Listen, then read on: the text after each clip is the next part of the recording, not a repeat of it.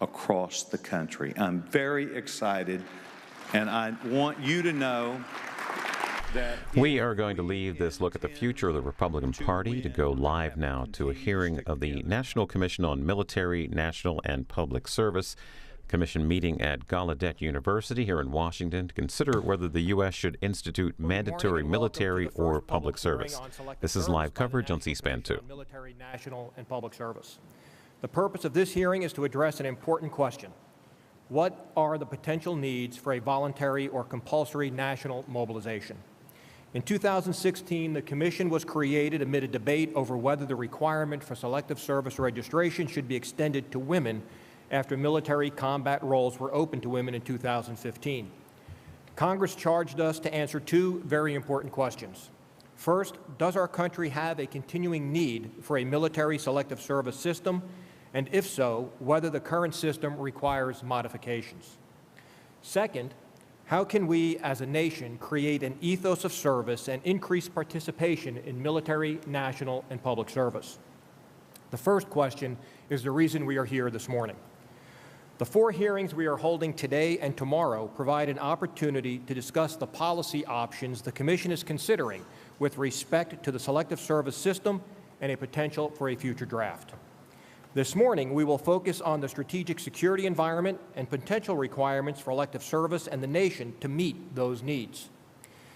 Our distinguished panelists will discuss the current Department of Defense requirement for the selective service, how current plans model the mobilization of the total force, and induction of skilled and unskilled non-prior service personnel, and forecastable needs that the selective service system should be able to address.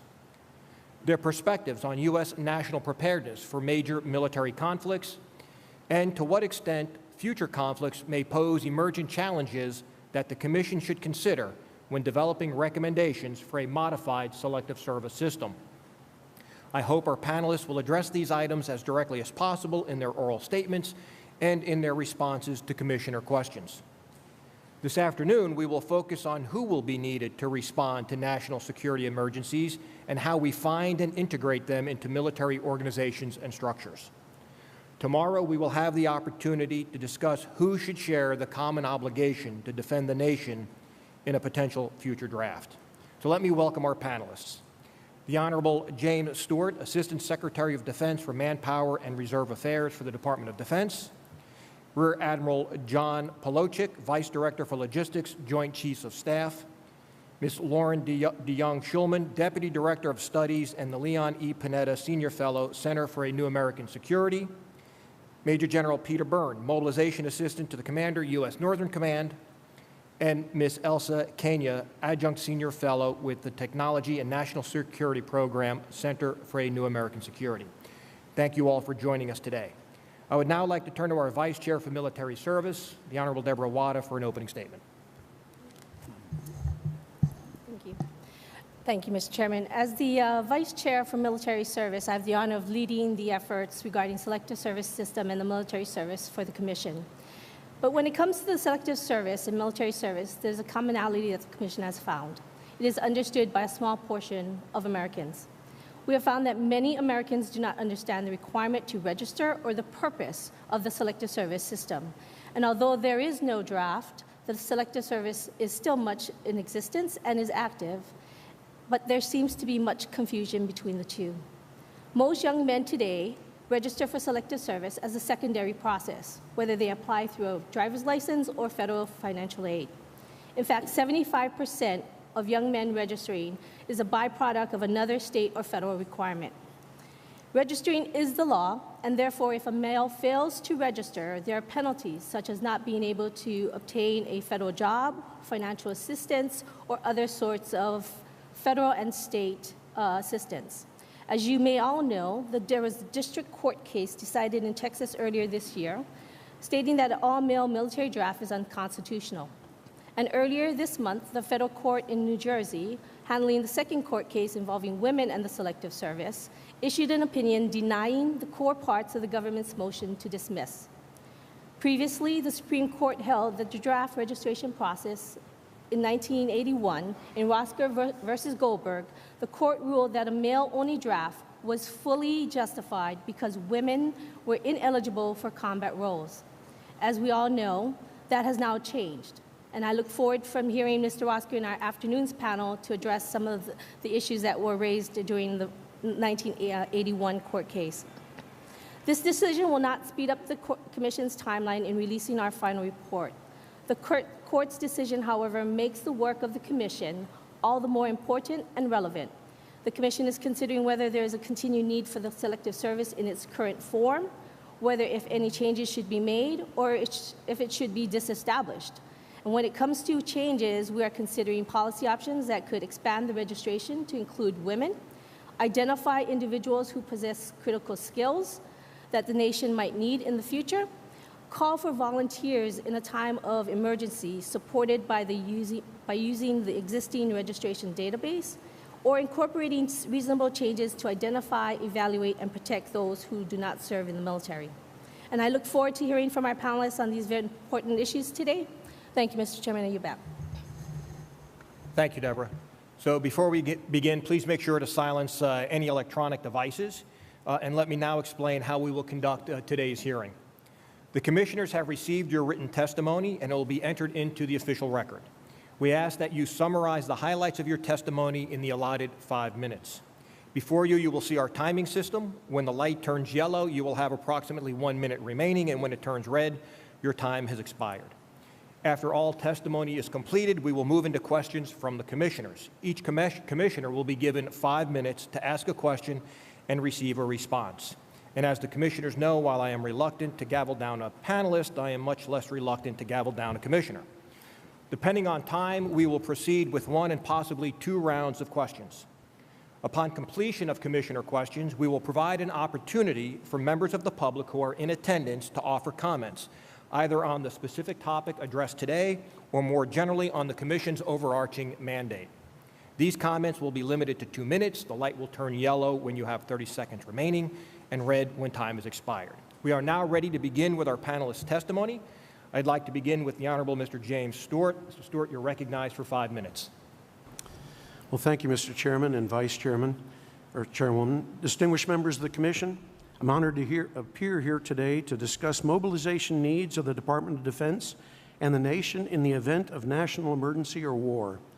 I will address 2 kinds of mobilization. First, the mobilization involving the Department of Defense's all-volunteer force using our military services reserve component, and second, the mobilization requiring more troops than the current all-volunteer force can supply using the selective service system.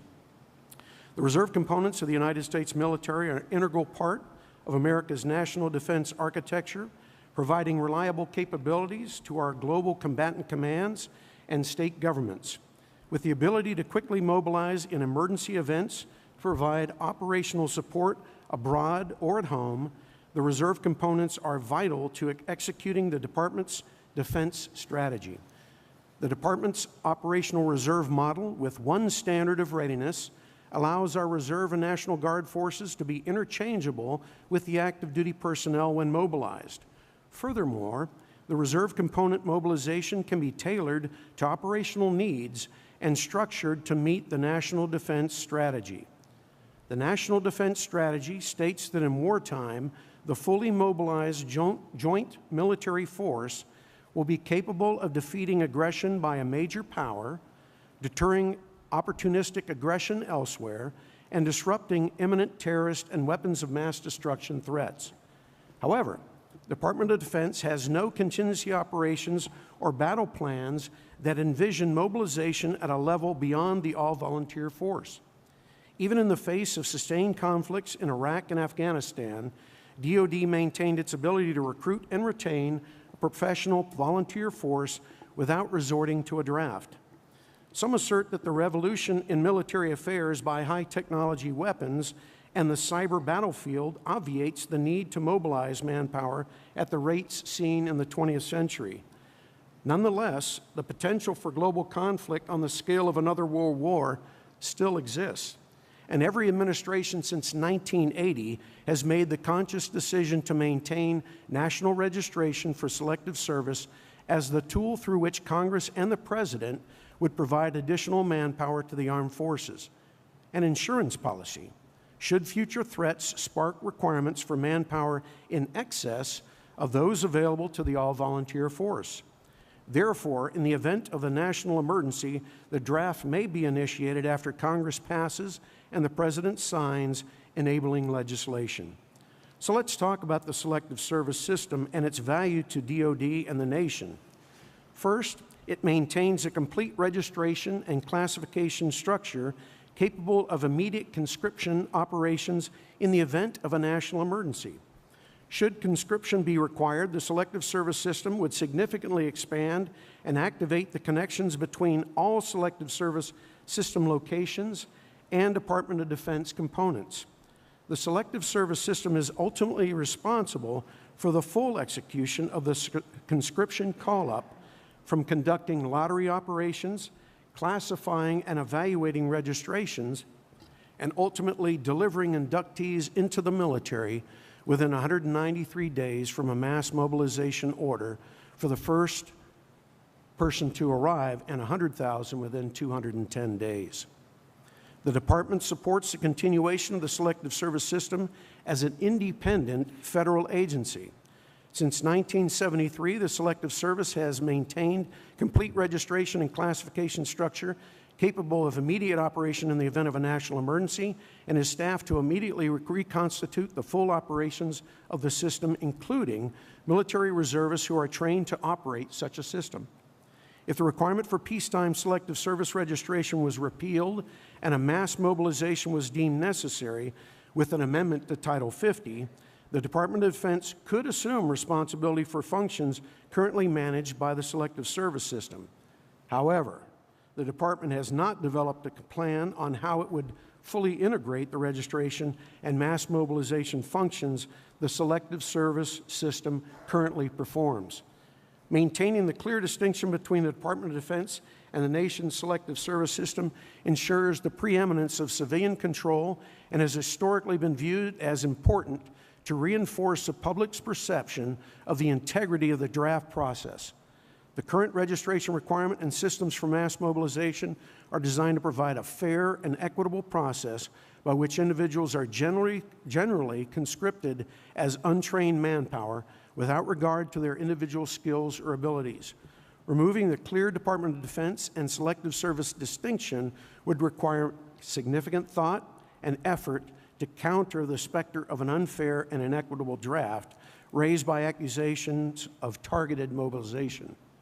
In addition, a number of benefits derive both directly and indirectly from the Selective Service System.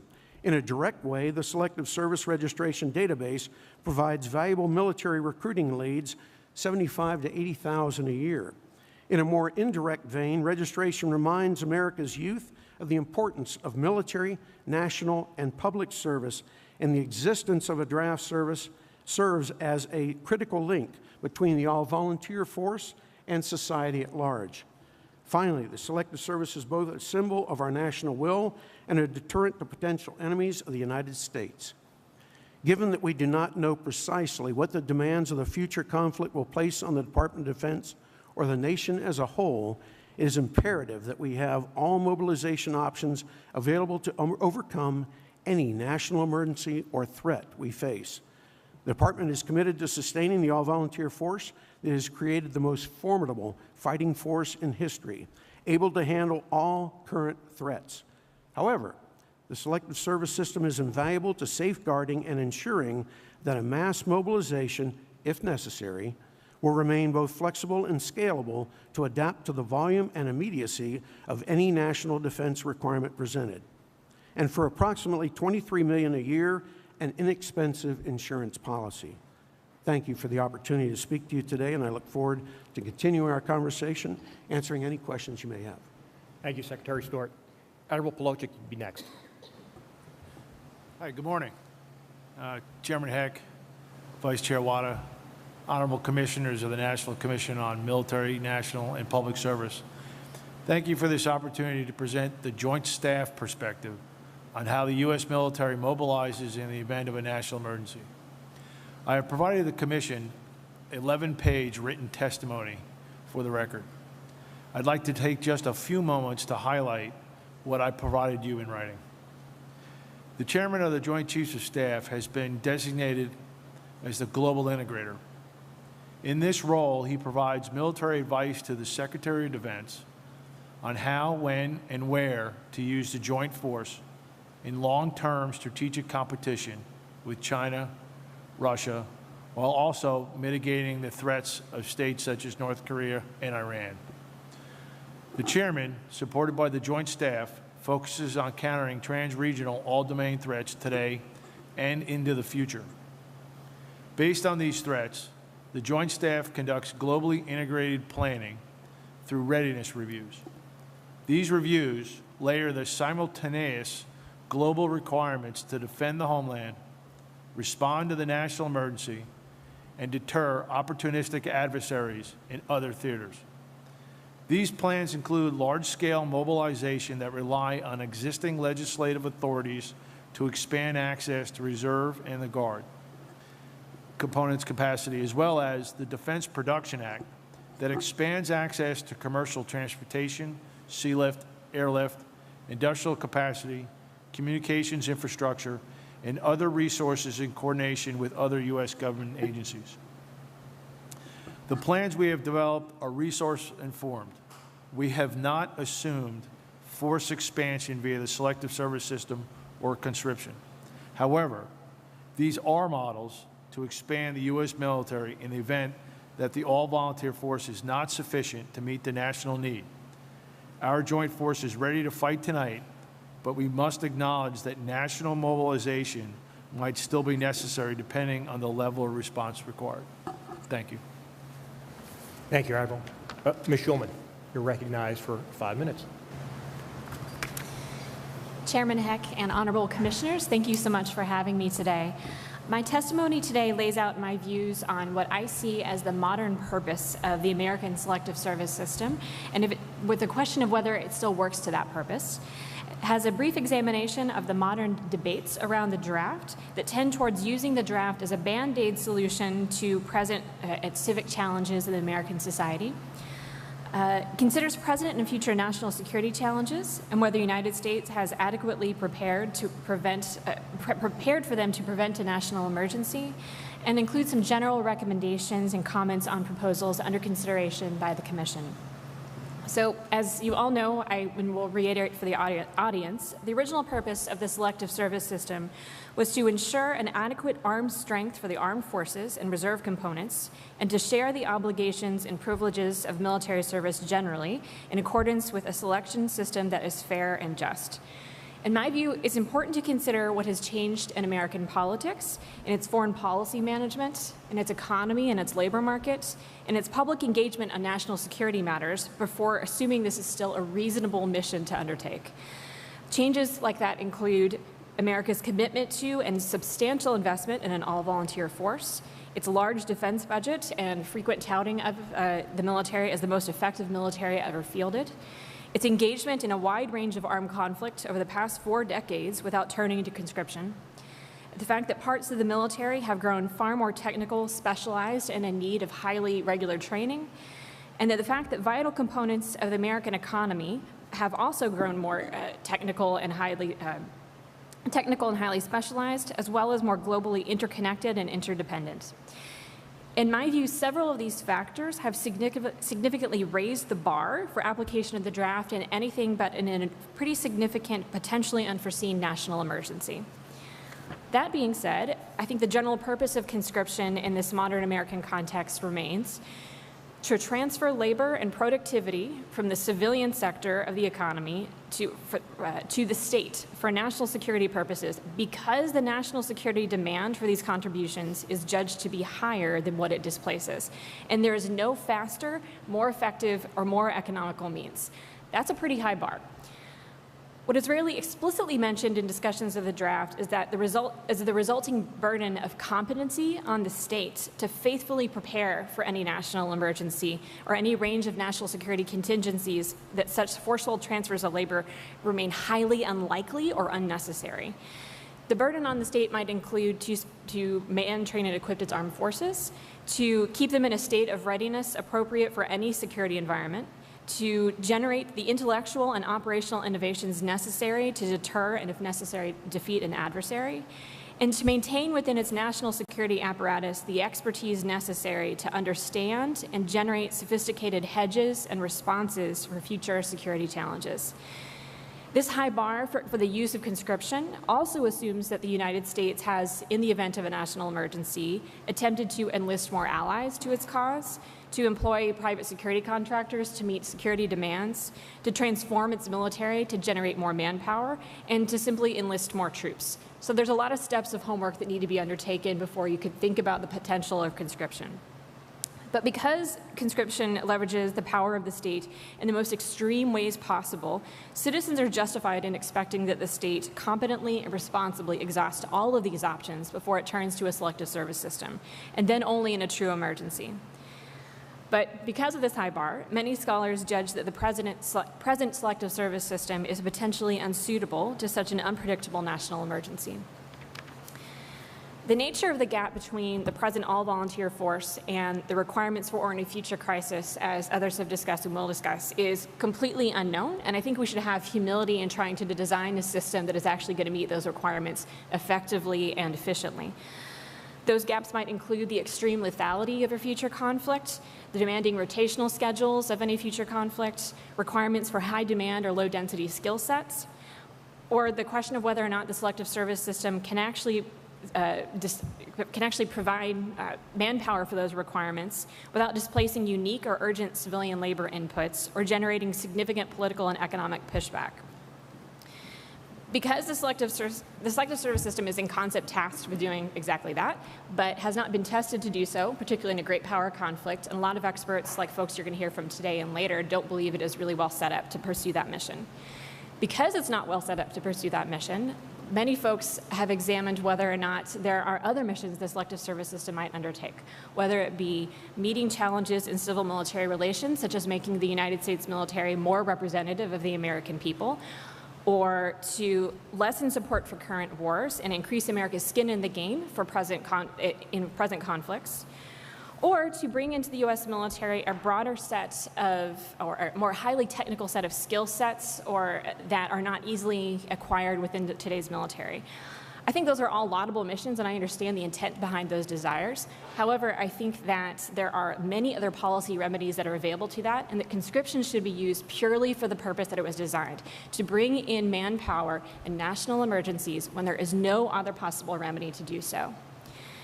I'd last say that I think that there's a lot of homework to be done in the United States before you begin to turn to questions of conscription. We have not, as it stands, in the federal government, in the U.S. Congress, or in the broader American society, had a good conversation about what national security threats look like and what will be the nature of a great power competition and great power war for which conscription might be utilized. We have not reformed our personnel systems to bring in the kind of civilian or military skill sets that you might need in this competition before it leads to conflict, nor have we engaged with our technology and economic sectors to talk with them about the interdependencies, the technology competitions, and the ways in which the United States economy is in many ways behind for the purposes of great power competition. I think these are pieces of homework that need to be pursued before we turn to the question of conscription, and again would reiterate that this matter of conscription should only be pursued with seriousness when all of these matters of homework have been exhausted and when all of the elements of national power have been considered towards a conflict. Thank you. Thank you, Ms. Schulman. General Byrne, you're recognized for 5 minutes. Good morning. Chairman Hecht and distinguished members of the Commission, I'm honored to appear today as a mobilization assistant to the commander of United States Northern Command and North American Aerospace Command, NORTHCOM and NORAD. I have a few brief opening remarks to describe these commands. U.S. NORTHCOM is a geographic combatant command with the primary responsibility of defending our homeland. U.S. NORTHCOM also provides defense support to civilian authorities and acts as the Department of Defense synchronizer for integrating military forces when federal military forces are requested in response to a disaster. NORAD is a binational U.S.-Canadian command that deters, detects, and if necessary defeats air threats to the United States and Canada, while also providing aerospace warning and maritime warning. The #1 priority of U.S. NORTHCOM and NORAD is homeland defense.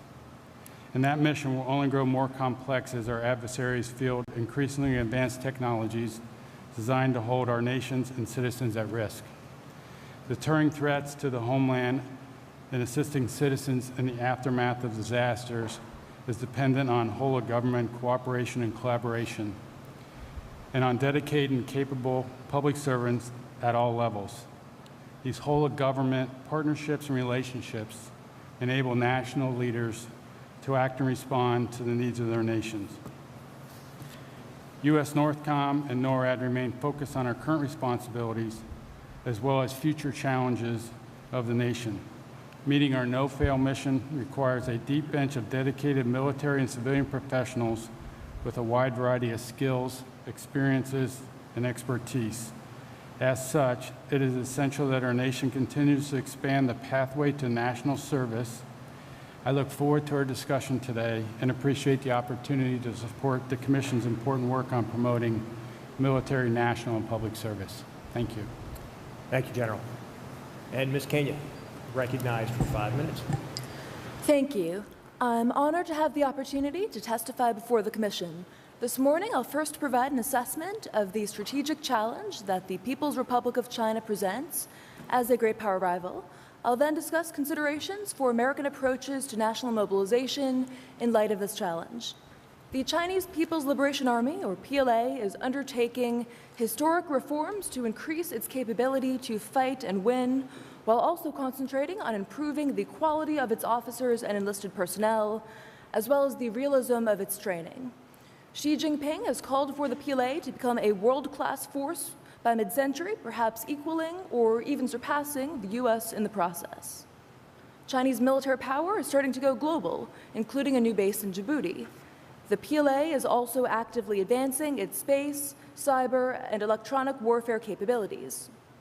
For the PLA today, military innovation is a core priority.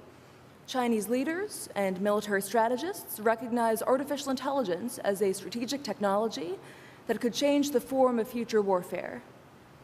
To advance this agenda, China is implementing a national strategy for military-civil fusion, or civil-military integration, which encompasses not only a more integrated approach to technological development, but is also applied to priorities that include talent, logistics, and mobilization. Indeed, the Chinese government has a framework for national defense mobilization that is far-reaching and comprehensive, from a national commission with authorities on the subject down to local-level commissions, and including economic, political, information, transportation, and technological mobilization, among other elements. China is preparing to leverage civilian infrastructure and commercial capabilities to support military missions. The legacy of Mao Zedong's concept of people's warfare lives on in China today. In any future conflict scenario, the Central Military Commission would mobilize a range of reserve forces and militia units. The PLA's apparent prioritization of mobilization at scale, including a renewed emphasis on national defense education for students, may indicate serious concern with potential contingencies of protracted warfare or large-scale conflict. We must reckon with not only scenarios of local or limited warfare, but also the troubling possibility of high-end conflict against one, perhaps even two, great power rivals. The PLA has long studied and identified weaknesses in American warfighting, developing concepts and capabilities designed to exploit our potential vulnerabilities. Any future conflict could start with surprise attacks against our battle networks, satellites, and logistics systems intended to undermine U.S. command and control and power projection. Our homeland is unlikely to be spared attacks on critical infrastructure. The will and resolve of the American people should be considered a center of gravity and likely target, whether through peacetime influence operations by the Chinese Communist Party's United Front or through wartime psychological operations. Clearly, the United States must contend with the unique challenge of a potential adversary who can bring to bear massive human and industrial resources. However, we should not infer intentions from planning and capabilities alone, nor should we see the U.S.-China rivalry and relationship today as inevitably adversarial. I want to highlight 3 distinct concerns for U.S. policy going forward as we think about challenges of mobilization, as well as the overall vitality of our all-volunteer force. As a first consideration, potential deficiencies and concerning asymmetries relative to the PRC in our plans and capacity for mobilization could place us at a distinct disadvantage. Our peacetime preparations, including continued adaptation of the selective service system, must take into account challenges of speed and flexibility, that of sustaining global logistics and transportation, while also undertaking, if necessary, industrial mobilization at home, which will require deeper public-private partnership. Looking forward, the U.S. military might consider organizing exercises in the model of Exercise Campaign Reforger, but now aimed to prepare for a scenario of conflict, perhaps in the Indo-Pacific, in order to test and bolster our capabilities for rapid deployment while reinforcing deterrence. The gravity of threats to our homeland also requires significant investments in defense, resilience, and continuity in the face of cyber attacks that could target the U.S. power grid, communications, and financial institutions. The selective service system would have to operate under a uniquely demanding environment in a time of national emergency. As a second consideration, our force must adapt to the challenges of an era in which conflict is being reshaped by technological transformations that render talent and human capital all the more vital. We must fully leverage the talents of all Americans.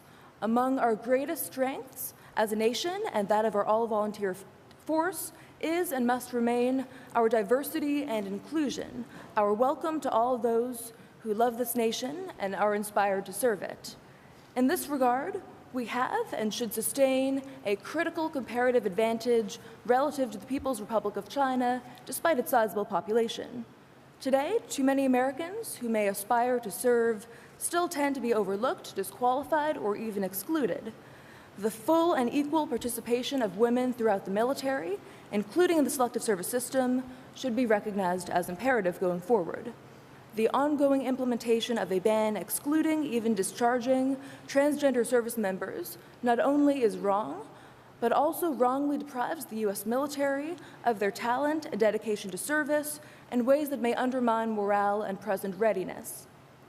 Troublingly, the future of the Military Ascension's Vital to National Interest program is also in peril. MAVNI should be revived and strengthened as a critical challenge through which to recruit future Americans whose skills and expertise will be vital to our future force. Too often, the U.S. military also fails to retain talent, so changes to personnel policies, including new options for career trajectories that enable greater flexibility and specialization, also seem long overdue. As a third and final consideration, we must also recognize the strategic imperative of revitalizing American innovation, which is at the heart of strategic competition today. Indeed, economic and technological competition are core to U.S.-China great power rivalry.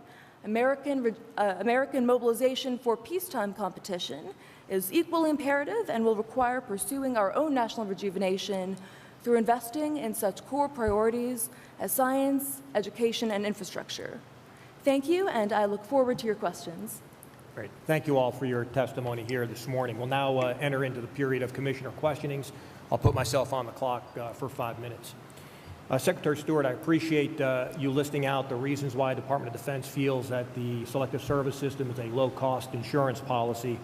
However, I can tell you that over the last 18 months of our existence, in multiple conversations with various members of the department, there seems to be a lack of any support to any of the arguments provided, whether there's documentation of it actually being a deterrent to a potential adversary, how it narrows the civil-military divide when 75% of registrants do so passively and don't even know that they've registered, or how many actual sanctions come out of the jammers leads that are generated by the selective service system.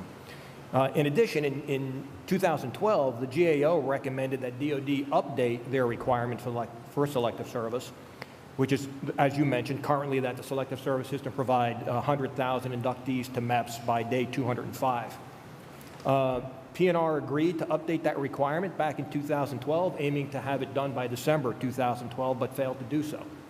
The GAO reiterated its recommendation that DoD update the requirement to the review of the 2016 DoD report to this commission.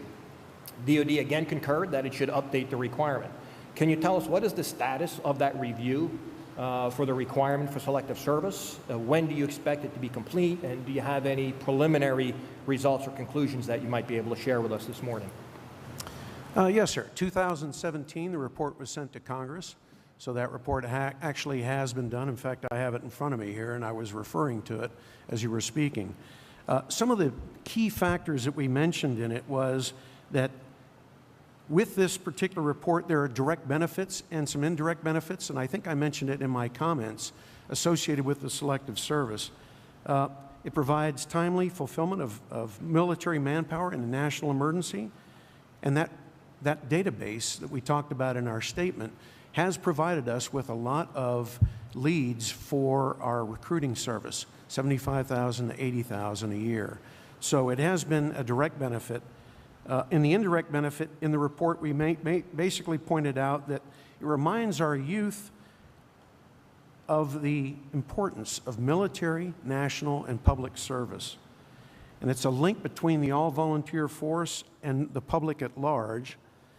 And finally, it is a symbol, we believe, of the will and the deterrent of this nation to go ahead and use this system to go ahead and provide, at least to our individuals out there that are not necessarily going to go ahead and agree with us in time of war, gives us a platform in which to go ahead and draw personnel.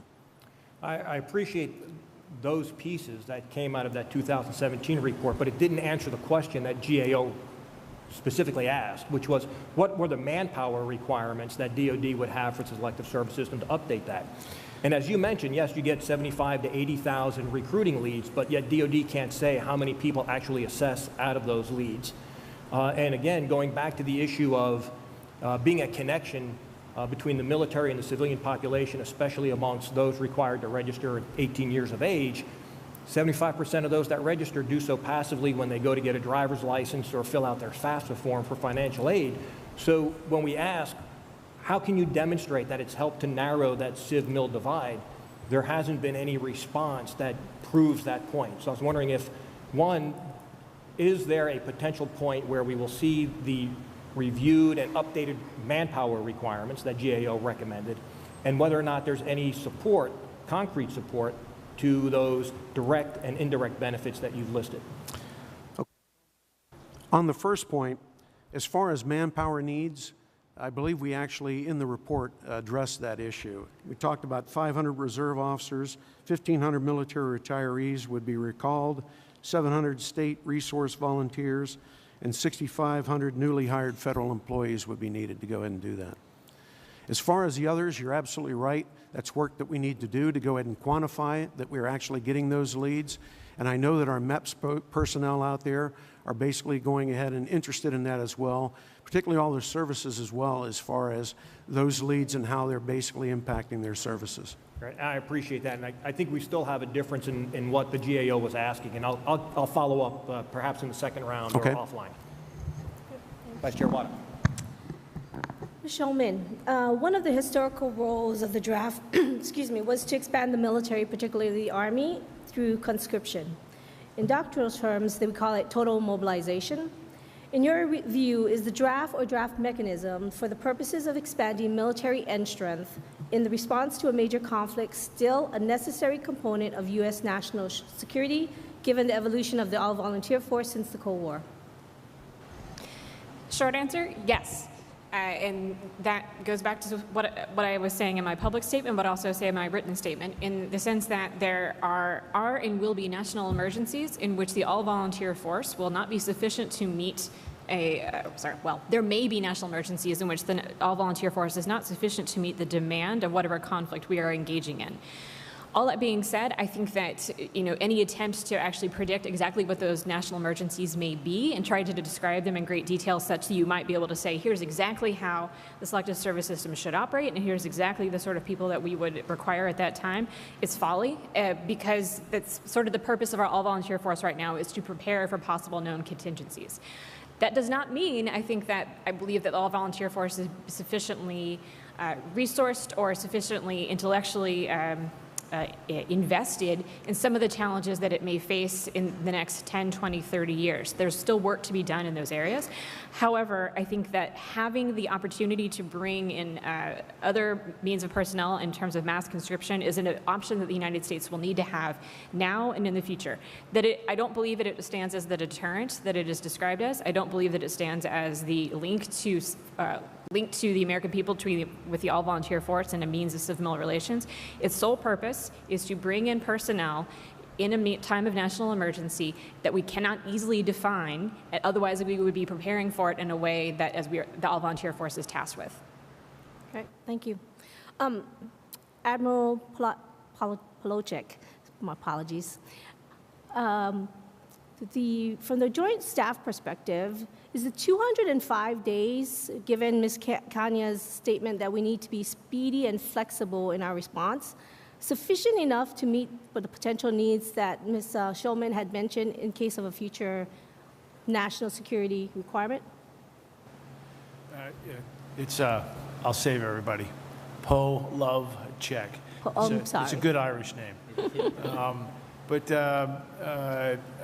Vice Chair Wanda, I think the time frames there, that's measured in, that's months, right? So in our planning process that we've undertaken to pull apart the plans and understand the global nature, we do have a decision point well before conflict on the need to mobilize. And those conversations that have been on the mobilization of the authorities that we have today. There has been some thought on total mobilization, as you alluded to, because it's in doctrine. So that's even before we would enter into conflict. That process would lead itself to an identification that the all-volunteer force would not be sufficient. Right? And so what would come forward would be a request through the Joint Staff to OSD to the President to potentially solicit total mobilization. In that request would be the manpower estimate, the time frames, et cetera. I think that's all measured. That's all measured in months. So I think from the time that we would need total mobilization, there would be that work needed to understand what would we actually have to do to totally mobilize.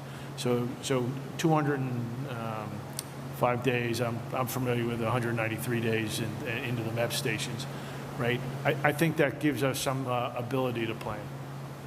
Thank you. Are we back? Vice Chair Garin. Well, thank you to the panelists for your submitted testimony as well as oral, and of course, thank you to Gallaudet University for hosting us.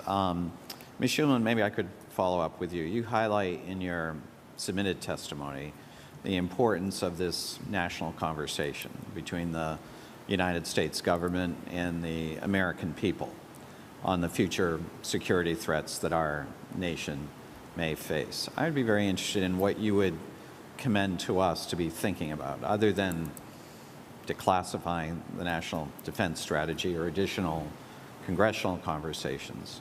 What would you commend to us for structuring future conversations?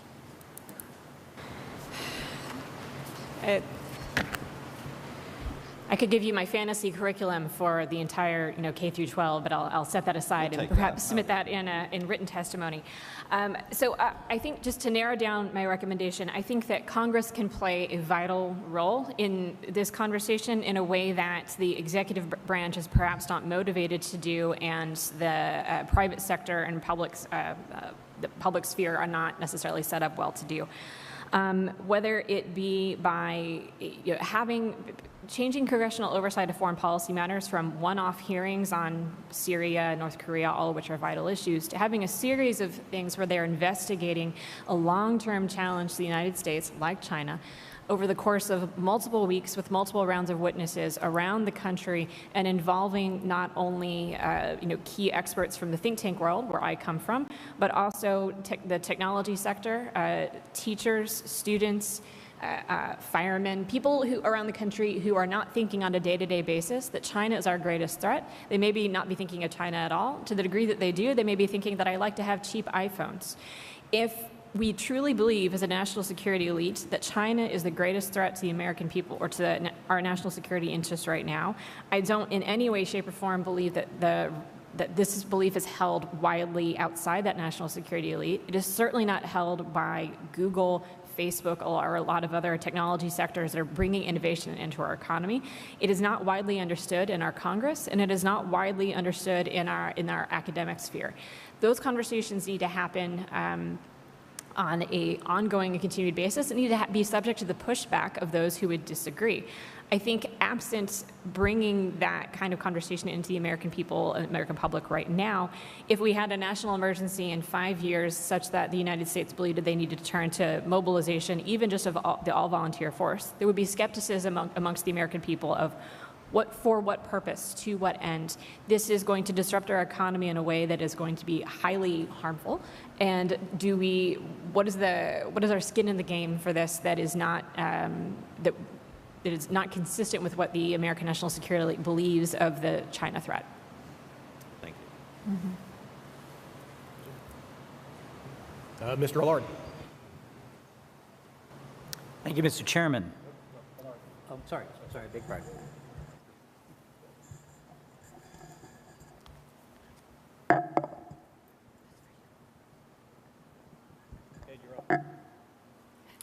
Okay.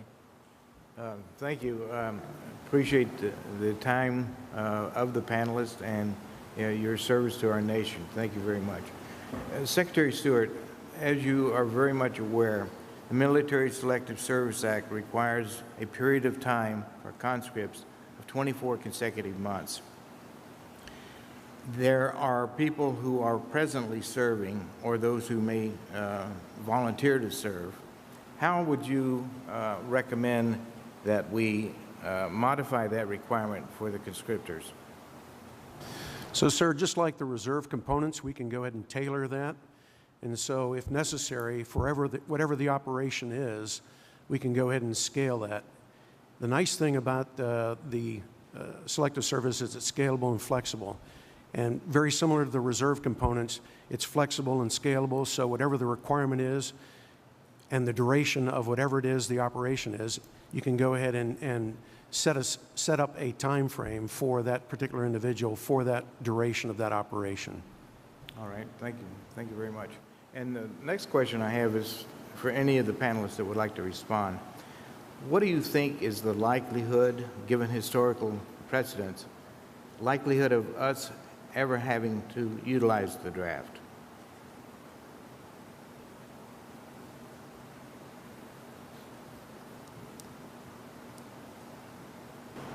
If I may respond to that, I think whether we use the draft could in some cases be a matter of choice, but I think when we think about its potential role as a deterrent and contingencies of conflict, given the challenge that China poses today, I think there is a non-zero probability we could, in the near future, be in a scenario of national emergency at which we might want to consider using the draft, but I do think that continuing to focus on strengthening the all-volunteer force is our imperative in the meantime. But if we see that possibility as likely enough to merit serious consideration, then I do think we have to think quite critically about how we would ensure that the selective service system could function under demanding conditions and could take shape rapidly enough. So one alternative could be to have an expedited processing for those who volunteer within the process of the registration for the system to be a first line or front line of defense and who have critical skills that could be valuable in the early stages or lead up to conflict, such as cyber defense. So I think we do need to continue to think about creative solutions by ways we can make sure that the draft is well suited to the likely contingencies of conflict and competition in the 21st century. Thank you. Yeah, other thoughts? I'll agree largely with Elsa's comments to also say that I think that it is low. It will get lower over time. That does not mean that we should consider getting rid of the selective service system or another concept that may be able to bring in conscription into the present all-volunteer force. And as it gets lower over time, I think that places a greater burden on the U.S. government to involve the American public, the economy, and other parts of the political elite in conversations about what our national security threats are, how we are meeting them, and whether or not we're meeting them adequately with our current U.S. government bureaucracy. Thank you. Anybody else? General Leader Dine to say something. Just one additional comment. Never forget the value of incentivized volunteers. That is always important to go ahead and keep in mind, as having incentivized volunteers certainly would come into play as well. Thank you, Mr. Secretary. You know, without getting out of my lane a little bit on where I think NORAD, NORTHCOM, or U.S. NORTHCOM would be looking at this with some of our responsibilities we have with the defense of the homeland. So you could see there would be a time of need, and it's been discussed here, on critical cyber skills. That may be needed and called forward pretty quickly, both for the military and then for our nation for critical infrastructures and really command and communication nodes out there. So you can go federal, state, local, you can go all along the lines of that. I think there's probably other times when if we're in some sort of major conflict or even major disaster to the United States of America, I think you would see NORTHCOM looking for additional capacity and capability that is requested for by a lead federal agent. So FEMA, for example, if there's a New Madrid or Cascadia disaster in the U.S., which would overwhelm us and we would need to stop the cascading effects, I think you would see something like that where we would need that manpower, organized manpower, very quickly in order to stop those cascading effects. Okay. Thank you very much, General. I yield back. Thank you, Mr. Chairman. Admiral Polowczyk, I'm interested in this question on the issue of our preparedness as a nation to meet a significant national security threat that might require a national level of mobilization. The 2018 update to Joint Publication 4TAC 05, the Joint Mobilization Planning, states that, quote, military mobilization requires assembly and organization of resources from various interdependent resource areas, including legal, funding, environmental, manpower, material, equipment. I could go on. It includes the industrial base as well. Who on the joint staff is responsible for conducting that assessment and review of those material requirements? Commissioner Barry, that responsibility, there's 12 areas, right? And all the directors have some role in that. For example, the J3 has identification of the actual manpower requirements, right? The J4 has a role in the industrial base, and et cetera. Now, through our readiness reviews of taking our major contingencies, we've looked at all those areas, and I feel pretty confident our level of understanding of what we required in most all of them. There are two areas that I think we as the Joint Staff warrant additional learning in them. One is health services, and the other is the industrial base, industrial mobilization. Health services really only from the fact of a major contingency and how we would bring our wounded back for care back CONUS, and how we stick them into the national disaster framework. That's not truly been tested in large-scale war games scenarios. It's multi-agency, it's across the federal government, it's civilian hospitals, et cetera. So that's one area that I think we have some additional learning. Sure. Could I actually redirect it a little bit to help focus this a little bit? And I'm kind of responding to the comment that was made by Ms. Kania about the importance of the American public and national will being such a critical component to success when we're talking about a significant event. And Ms. Schulman's comment that there is an argument to be made that perhaps our nation, both in terms of the general population as well as folks in industry, may not be prepared.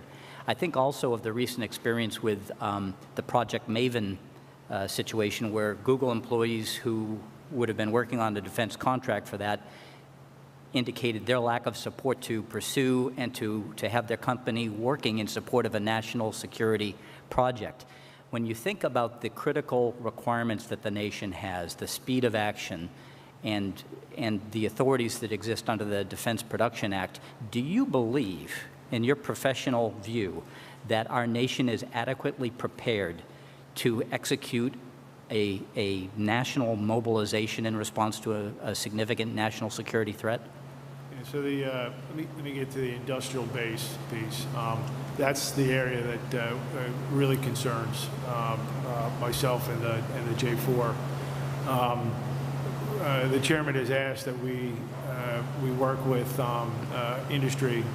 The National Defense University is helping us, looking to put on, I believe in this fall, a forum where we can get after those issues. It is not from a lack of planning, but clearly we're not going to take factories that were producing washing machines that are now going to make F-35s. So that dynamic is whole scale different.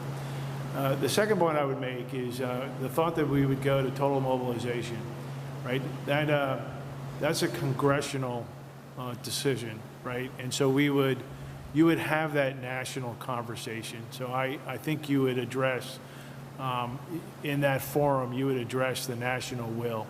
Like, when we turn back to the industrial base, that issue of speed, our weapon systems are complex. It's not like we're going to turn around and produce a new armored brigade overnight, right? And so if there was a force expansion and you were going to have additional armored brigades or additional aviation units, you have to make that stuff, right? And so how would we do that? And that answer, I'd be lying to you, sir, if I had that for you today. Thank you, Admiral. Thank you, Mr. Chairman. Thank you, Mr. Chairman. And again, thank you to our panelists for their very interesting and enlightened, both written and oral testimony this morning. I'm going to start with Secretary Stewart. You mentioned in your written testimony that the National Defense Strategy demands greater lethality from our military. In your view, would including women in selective service, and therefore potentially including them in conscription or a draft, result in a more lethal military?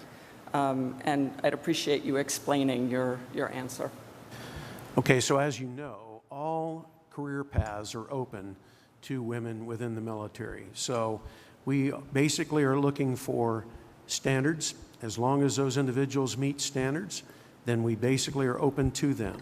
And so as it stands now, every single career path is open to male, female, everyone available out there. So am I hearing then that you're saying, yes, it would lead to increased lethality of the military?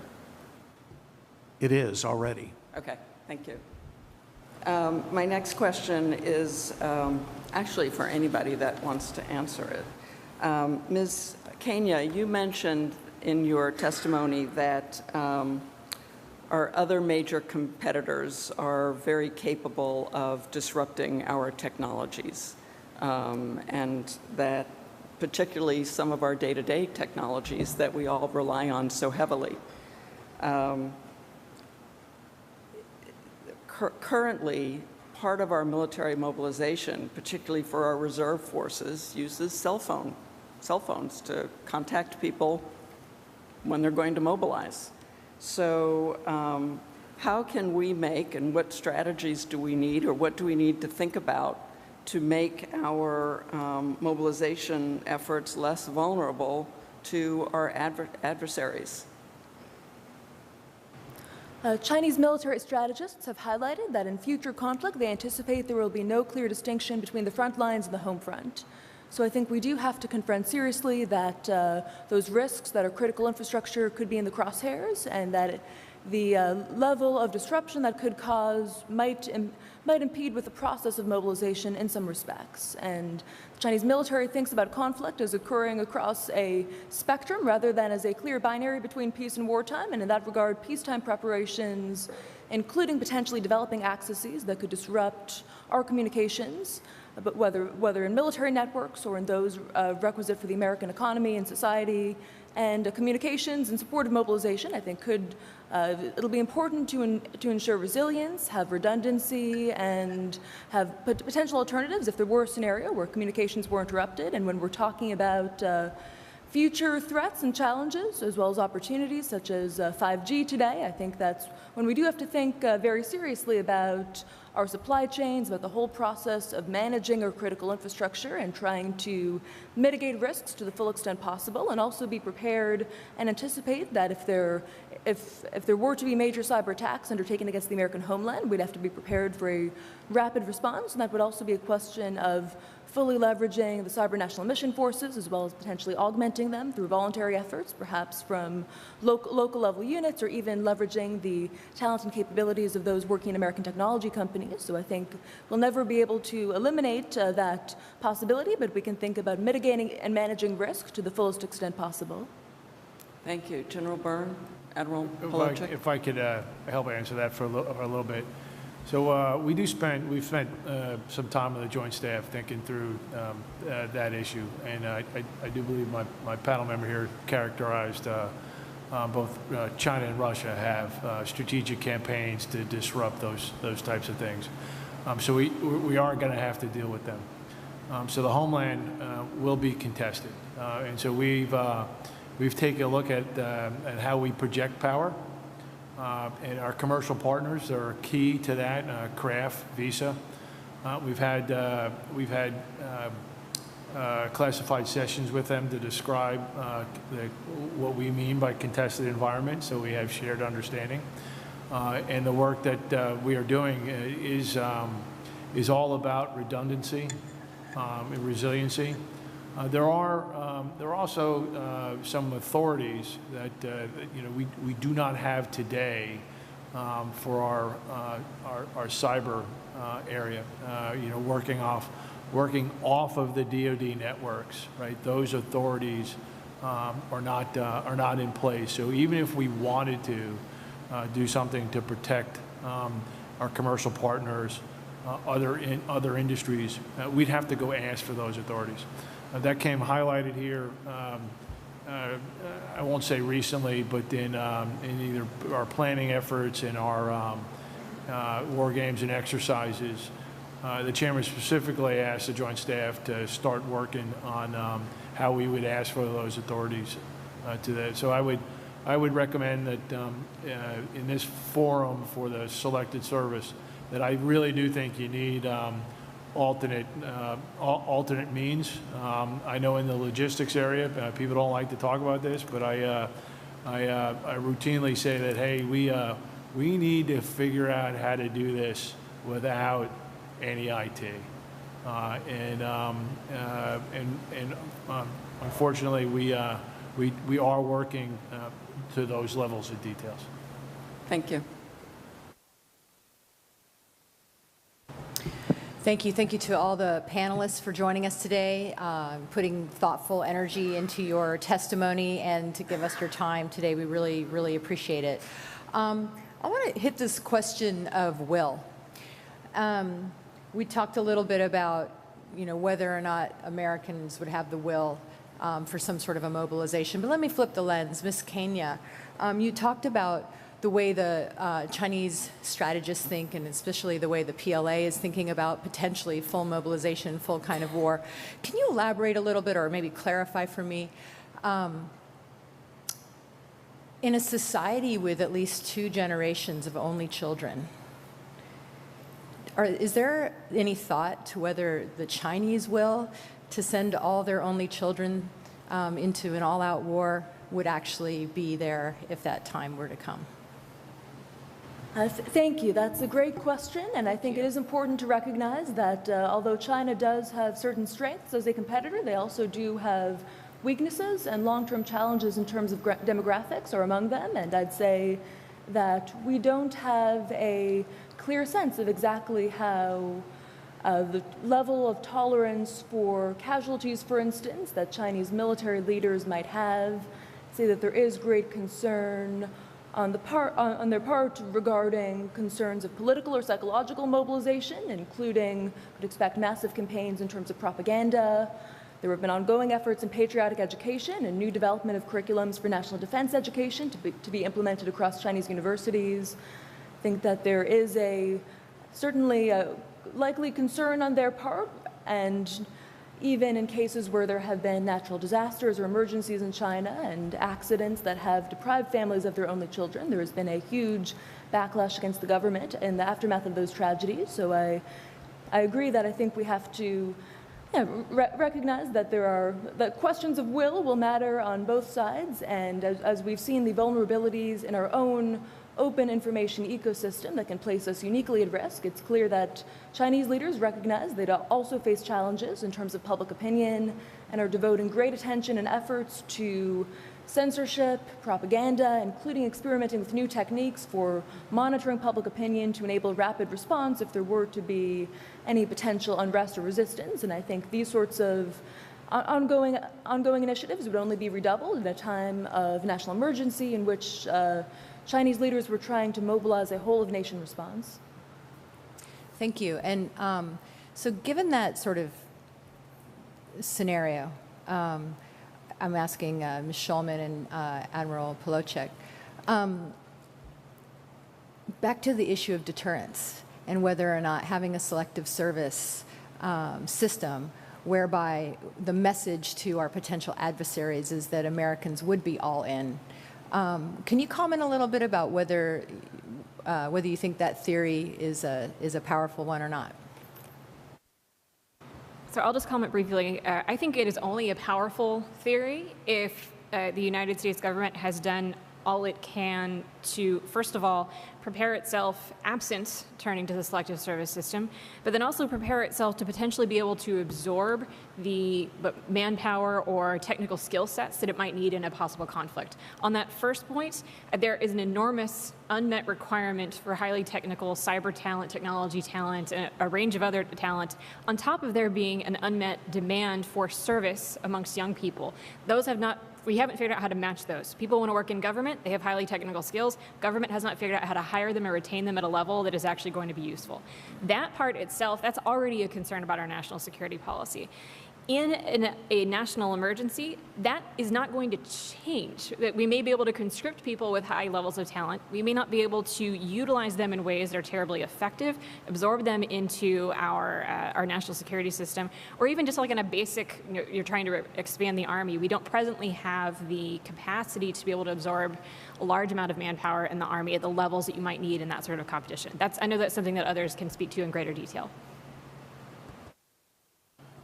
Sure. We, from the Joint Staff perspective, I'm visualizing this decision support tool that we've created, and that spot on mobilization. There is much discussion on what the messaging is there, whether it's to do what you said, to show that we really have skin in the game if the President and Congress were going to authorize massive recall. Because of our planning for today, and we've not had the conversation significantly on total mobilization and the use of selective service. So I don't really have a specific answer for you for there, but we do look at that mobilization decision point prior to major conflict and understand what it would do for either escalating or providing a de-escalatory factor. So it's certainly in our calculus. Secretary Stewart, I see your body language. You have something to offer on this topic. Thanks. Think about the process that it's going to take to go ahead and bring the selective service up. So you basically have to go through Congress, and then the President has to go ahead and sign that order to go ahead and bring it back up.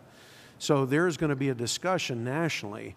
So ultimately, to me anyway, it is a symbol of power and basically a deterrent, I would believe, that another country sees that we have our full nation working on this particular issue and that it's mobilized, and the Congress and the President have basically said that we need to bring this mobilization piece up, the selective service system.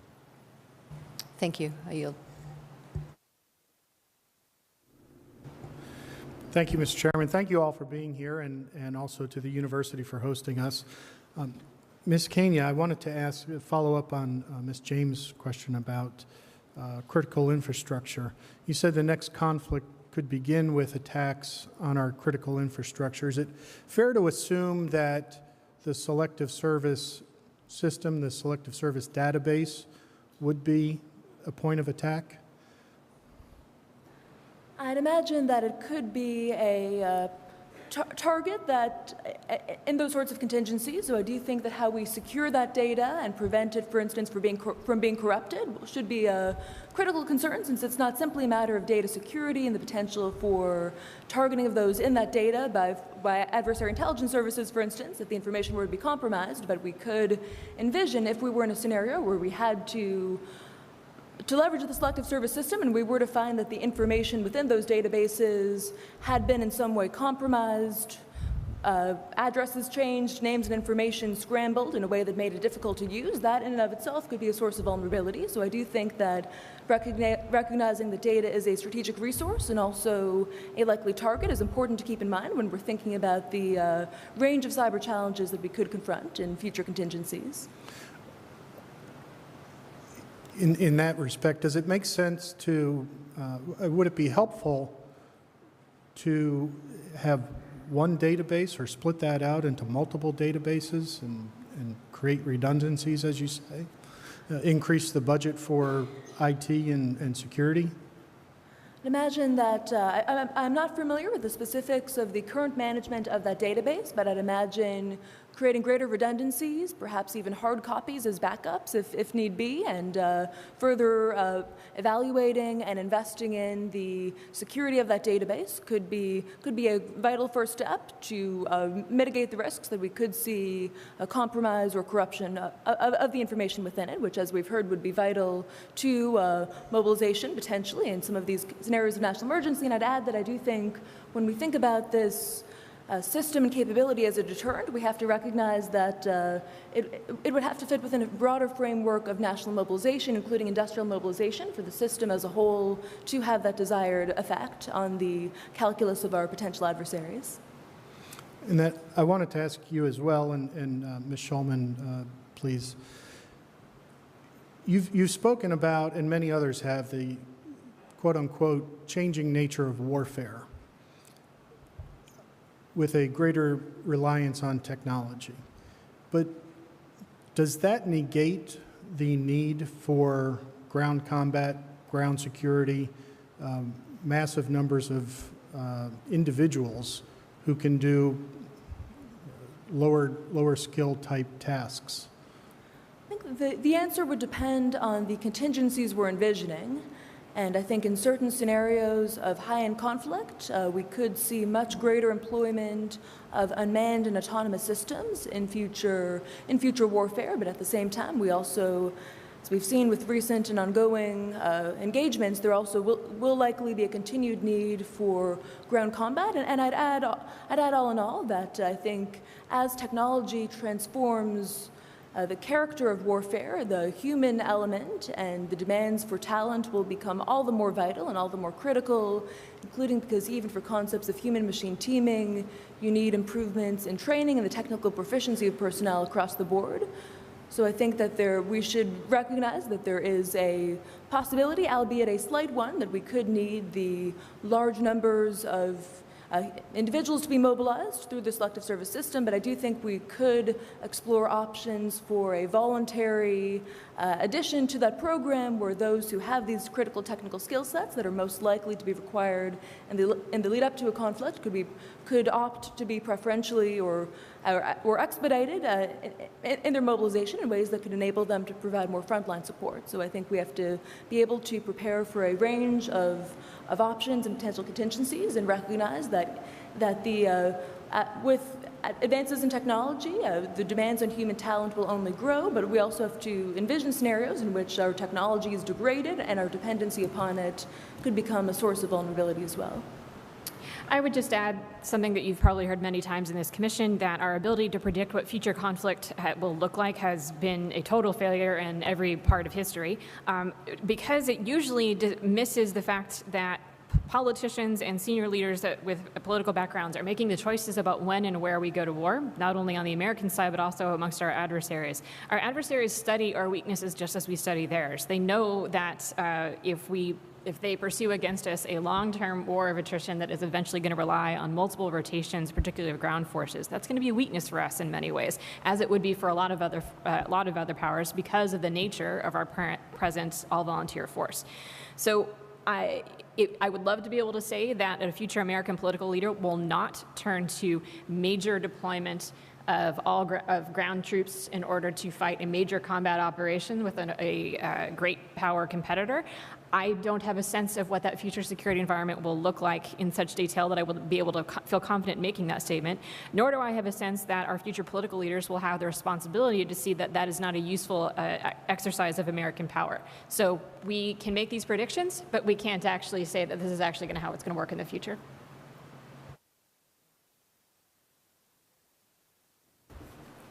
Thank you. Ms. Schulman, just following on this, and I want to sort of make sure I understand an aspect of your testimony and then ask you a question about it. I think, as I understand it, part of what you're saying is, look, we can't rule out the possibility that a mass mobilization is necessary in the future, right? And the selective service, therefore, as I understand it, you're relatively skeptical that the current system is one that actually is capable of affecting the purpose for which it was originally set up. But you wouldn't rule out the idea of having a selective service. And so part of what I understand you to be saying to us is, look, if you're going to have this, and we should have this, then let's make it capable of achieving what it was originally set out to do. And in that context, it also seems as if part of what you're saying for the future of warfare is that it's going to have to be flexible. It's going to have to be capable of keeping up. And you noted in your written testimony that exercising it and doing a variety of things along those lines might be helpful. I wonder if there are specific modifications to the current system that you would recommend that would sort of promote basically these issues that you've raised. I'll offer a few suggestions and then harken back to some other points in my testimony saying that I think the reforms need to happen more on the existing standing government side and less on the selective service system side. For one, I think that to the degree that we believe that we are going to have to rely on conscription in the future, even in the smallest possible chance, we need to change that system from a passive registration system to something that is a little bit more active. If only to remind people that it is there, but that needs to be part of a broader conversation. That can't be done in isolation. I would also say that we need to consider that the present economy is just vastly different than it was when we were setting up this system.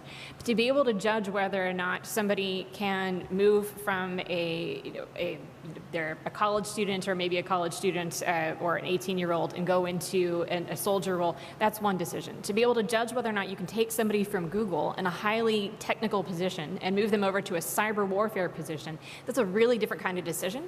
And I think that we would expect a lot of pushback from Google or Facebook, whoever we're trying to take that labor from, in a future kind of conflict where we may have different kinds of skill sets that are demanded. So both considering those sorts of changes and developing better models for how you would be able to make those judgments is something that needs to happen. That being said, I wouldn't want to recommend that we over-design the selective service system for all possible kinds of contingencies. We don't necessarily know what that's going to be.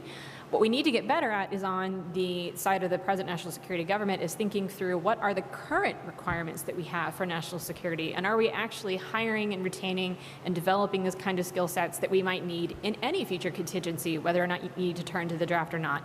Those will help us in a future scenario where we might need to turn to the draft, be able to inform the selective service system about here's what we judge to be important, here's what we think is useful in making these kinds of decisions of who would be able to be drafted.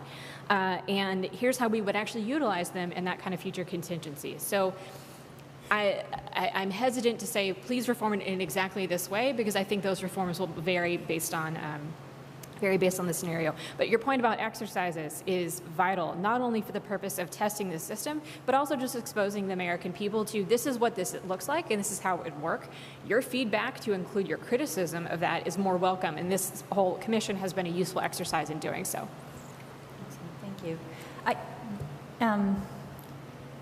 Ms. Schulman just mentioned, obviously, something that also Ms. Kenya mentioned, which is this importance of building skill sets into the context of the selective service and how we do that. And that's not something that's currently looked at in the registration piece. And I wonder if, frankly, Admiral Polowczyk or Major General Byrne or Assistant Secretary James Stewart might be willing to comment on that and what your thoughts are on how to address that.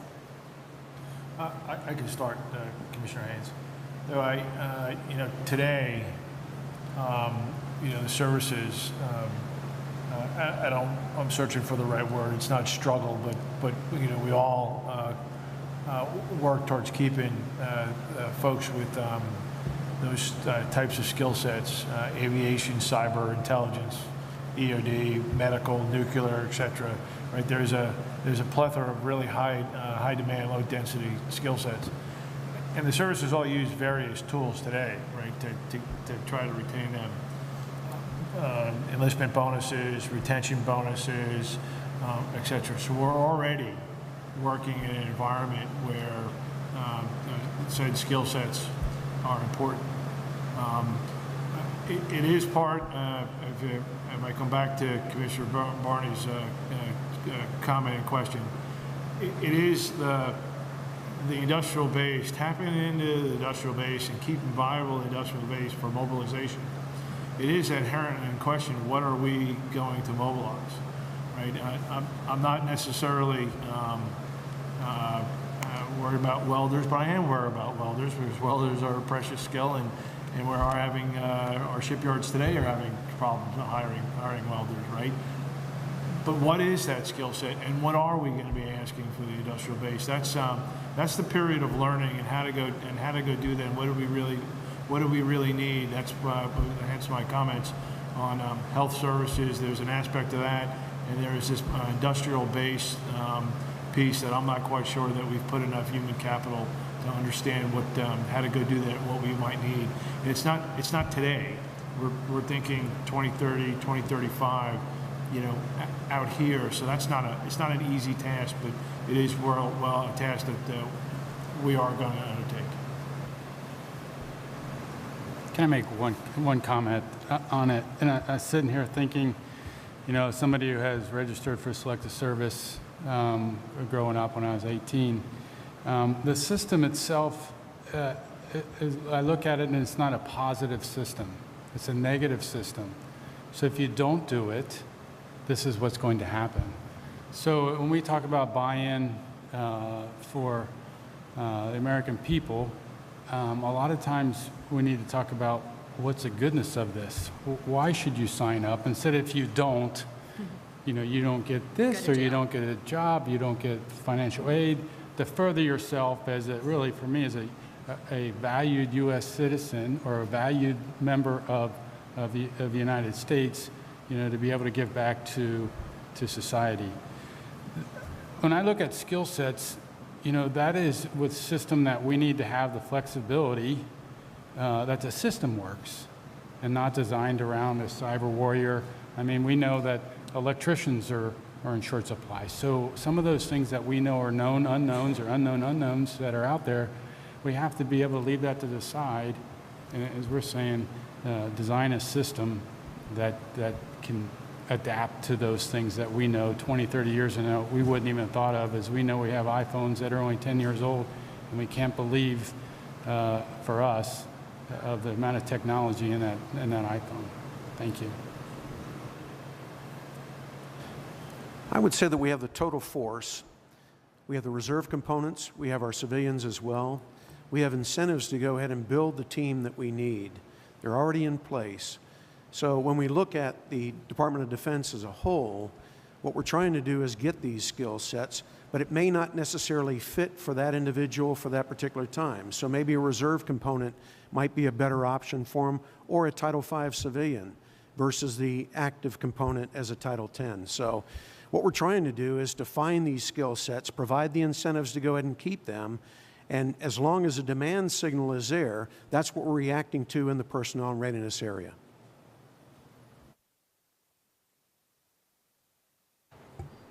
Thank you, Mr. Chairman. Admiral Polowczyk, I'd like to refer to the National Defense Strategy.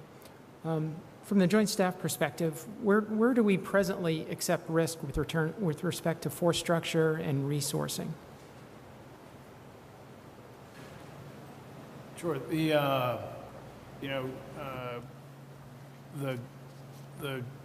Joint Staff and the Chairman's role as a global integrator. It's not just globally integrated operations around the globe.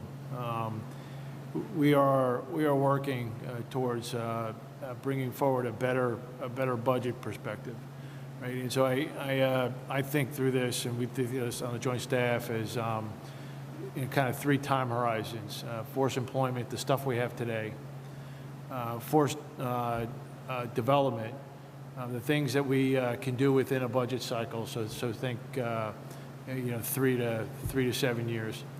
And then force design, which is out here, right? And so for the demands of the National Defense Strategy, right, protect the homeland, remain a preeminent military, et cetera, right? There's all those time horizons. So there are constant trade-offs to employ the force today in a manner that deters and reassures allies, right? There's pressure on doing things differently with what we have today, and then certainly on the force design. The department has chosen here. I'll give you an example. Over the last couple budget cycles, we put additional resources into munitions, position-guided munitions, because we realized that we were maybe not as ready in that area as we should have been.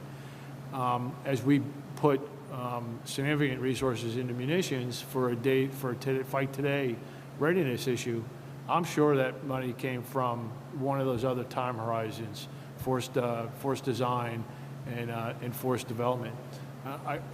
I can't list out every budget pressure, but certainly our commitments today across the globe pressurize those areas of design and development, and design being I think the hardest area to get after. Thank you. With respect to the framework you laid out, does the selective service system and the potentiality to bring conscripted manpower personnel into either the force of today or that development window affect any of the planning and consideration with regard to that framework? So in any of the planning that we've done and taking a look at our each adversary and building a globally integrated base plan, we've done that with the all-volunteer force, the total force that we have today. We cycle through that review session every couple of years. So we're not necessarily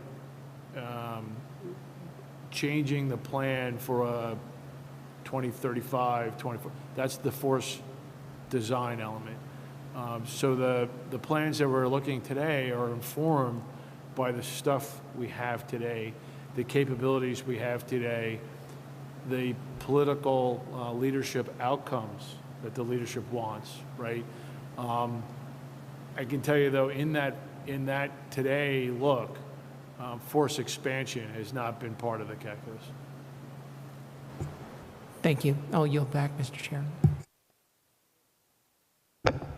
Thank you. Thank you all. This is a really enlightening discussion. So I want to build off of the last question that my colleague Admiral asked in terms of the selective service system. So we have, as part of our mandate, to look at the selective service system and how would we modernize it. It was put back in place 40 years ago. And as you've all mentioned, the world has dramatically changed. So I'd like all of you to comment on this, but Major Byrne, you mentioned that it's a very passive system. It's kind of negative. What would you do to make it more active, more positive? And also, do you have recommendations as we think about if we were going to modernize it, what else should we do? You mentioned the need for certain skills, cyber, electricians, medical, et cetera. So thoughts on, if you were us, what changes would you recommend if we were going to keep selective service? I guess I'd start with Major Byrne. Well, let's see. So as I was talking about before, I think it's important to be, again, a positive system.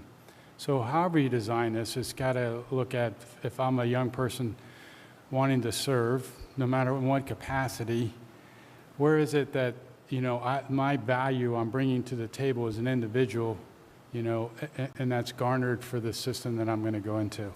So I think that would be the main thing. I'm looking at the system we have now, which does not reward you to come forward because there's a lot of options out there for people. They've always been. And so that'd be the first thing. The second thing, as I had mentioned, would be the system. You've got to go back and look at the system. Of course, as you said, it's back to the 1980s when we actually put this forward for a reason with President Carter at that point, to what has changed. And what has changed is that we, as has been mentioned, we're a little bit more vulnerable now to things that we never thought we were. And we've all talked about it, cyber, as we go along here. So we have to look at that system. So I always think, and we go through some natural disasters scenarios, and what we can use once we lose that infrastructure in order to bring the force forward. Force projection, force platforms, those kind of things. But then I always look at what do we have that still doesn't use the technology of today as we would like to see it, but deliver this what they've always done. And I go back to a system that we've had from the beginning of time, which is the U.S. Postal Service. They have technology, they use that, but when the rain and snow and they keep delivering, it's because they go back to their old system. So if we're going to look at that, we've got to look at also where we go. I don't want to go back in time, but what systems out there are working. So if you're going to deliver some notification to somebody and you can't get it by cell phone, you can't get it by email, well, the U.S. Postal Service is going to get it to you. So some of those things I think we have to look back, and maybe look back, you know, in the 1950s. I was born in the 1960s, you know, the Civil Defense Force. There was a lot of good programs that they had going on for the whole of the nation in order to build resiliency. So I think somewhere along there, we have to look at that system and be able to build that back into it. Thank you. Other thoughts from any of our witnesses today on what you would do to modernize or change the selective service system? Yeah, just a quick thought. I do think that there's a need to understand the workforce of today and the labor and the skill sets. You know, I'll just go back to my own service. I'll take my joint hat off for a moment. You know, the Navy's been somewhat vocal on trying to get legislation to bring in folks at a much more senior level to use them, let them serve, and then you know, let them return to industry. I think we really have to think through. It is not the selective service. It was started back here in the horizon. Where are we today, and what are we really looking for? And it may be more skill set focused. That's a John P. Polowczyk opinion, right? I do think that there's a moniker of a changing pace of technology and a changing industry that we have and a changing labor and workforce that is not just conscription-based. Yes, Ms. Schulman. Can I add to that on the skill sets? Because I wanted to piggyback on that from the Department of Defense perspective. So in the report that we provided in 2017, we actually have been looking at skill sets, and this might be a model as to go ahead and use for, say, cyber and other areas. It was in the healthcare professional delivery system. It's another model of induction of persons with special skills and qualifications that we put forward already. And so if you use that as a model for the other skill sets that are out there, that would be a good starting point, I think, as far as capturing cyber and some of the other areas. So I would just add that to augment my earlier comments, the original purpose of the selective service system is hard enough to actually meet that mission. Do not expand the mission, either the stated mission of the selective service system or the benefits that it is meant to acquire, unless that expansion is going to help you meet that original mission. There's a lot of really good ideas out about like how to expand public service and how to augment people's interest in both military and national service. Those that sometimes tie into how we might change the selective service system such that people will either maybe become more interested or maybe become more invested due to mandatory national service. Those are great ideas. It's hard enough for us to do the selective service system. Let's get that right first. And if I might just add, I agree completely with many of the points raised. I think it's important to think, as was mentioned, about flexible options for service, about leveraging voluntary initiatives and positive incentives. But I think when we think about national mobilization from a whole-of-nation perspective, we also have to look beyond the selective service system and think in particular about the demands of industrial mobilization. And beyond the great efforts of the Joint Staff on this, I don't think we have a single national authority with the responsibility to take leadership in coordinating the functions that could be required for a national industrial and technological mobilization. So I do think China has a model of a National Defense Mobilization Commission with a structure that extends down to the very local level and regular exercises and attempts to continue to innovate in that system. So I think we might look back to our own history and to some of the paradigms that China is creating today and try to find options to think much more beyond purely military mobilization and the ways to improve selective service, how we think in a much more far-reaching manner about what a whole-of-nation mobilization, particularly this industrial dimension of it, would look like in the future. Thank you. I yield, Mr. Chairman. Thank you. Well, thank you. That concludes the first round of questions, and if everybody's hanging in there, we'll just dive right into the second round. So I'll put myself on the clock again for 5 minutes. Ms. Kenya, so there's been a lot of discussion about the perceived deterrent value of the selective service system to a potential adversary. And since 1994, DOD has been saying that the draft serves as that deterrent. I would want to know in your studies, and specifically with your interest in China, whether or not any references to U.S. national mobilization has appeared in any references from our near-peer powers, and how might potential competitors react if we were to suspend registration or put the selective service system in deep standby like it was before, or even disestablish it?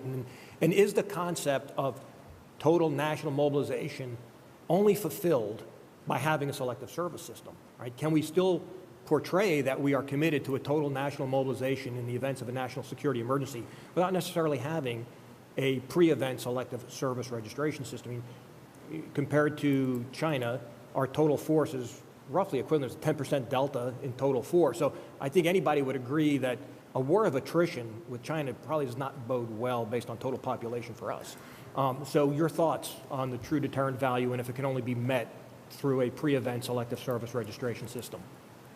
Thank you. Great questions. I'd say to start that I think deterrence is in the mind of the adversary or potential adversary, I would say. And when we think about long-term competition with China and some of these risks of scenarios of outright conflict, I think we should recognize that the selective service system could have relevance in some of these worst-case scenarios that I hope will never come to pass.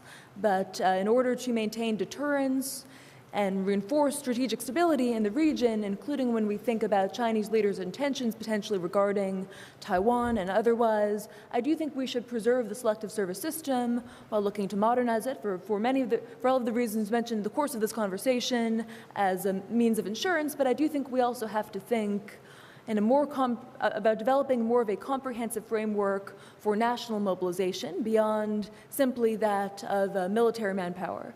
So I think looking at these industrial and technological elements of it, ensuring the surety of our supply chains. For instance, Taiwan is a critical hub of manufacturing capability for semiconductors, and I think we do need to think about the level of risk in our global supply chains and ways to diversify and build our own indigenous capability in manufacturing, including in functions like shipbuilding, if we're to think about maintaining the overall national capacity for mobilization in a manner that can reinforce deterrence and also demonstrate the credibility of our alliance commitments in the region. And as I mentioned in my spoken and written testimony, I think exercises, perhaps hearkening back to the precedent of Campaign Reforger and otherwise, and to demonstrate our capability to mobilize rapidly and project and sustain power at distance, given the concerns of logistics, sea lift, and otherwise. I think that could be one way to further reinforce deterrence and demonstrate credibility in a way that I hope could be stabilizing in a complex and competitive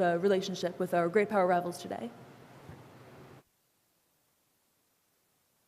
That you made regarding selective service registration being seen as kind of a negative event as opposed to a positive event, right? You get penalized if you don't do it.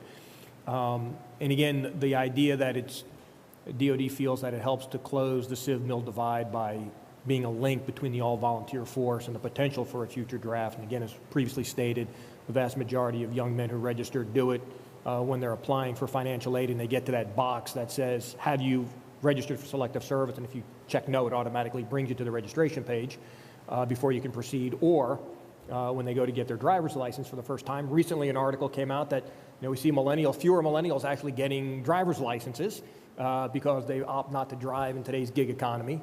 And so one of the primary pathways to registration seems to be diminishing. What are your thoughts on how to make it a positive experience as opposed to a negative experience? I hope there's a lot more opinion than mine on how making a positive system as we go here. But, I think for me it has to be simple. The simple it gets, I'm not going to give you a really good answer on this as we go along here of what to change in the system as we go. But is there somewhere along the line, if I sign up, there's a positive reward for that. We talk about service, and we talk about on the military side the incentives we have to sign up or to retain. So if we're looking for those skill sets, and there's an opportunity to use the selective service to identify those skill sets, and we see those come forward, there is an opportunity to go, hey, we do have something in the U.S. government or local to be able to use your skills and serve your nation. Does that appeal to you? And if it does, then here's what we're going to do for you. We're going to pay a quarter or a semester of school, whatever it is it puts up there, but it does bring value. Whatever you do, you have to bring value to that individual.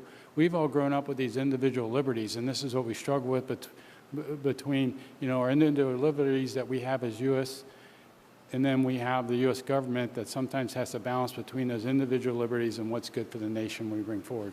That would be my recommendation. Thanks. Assistant Secretary Stewart, thank you.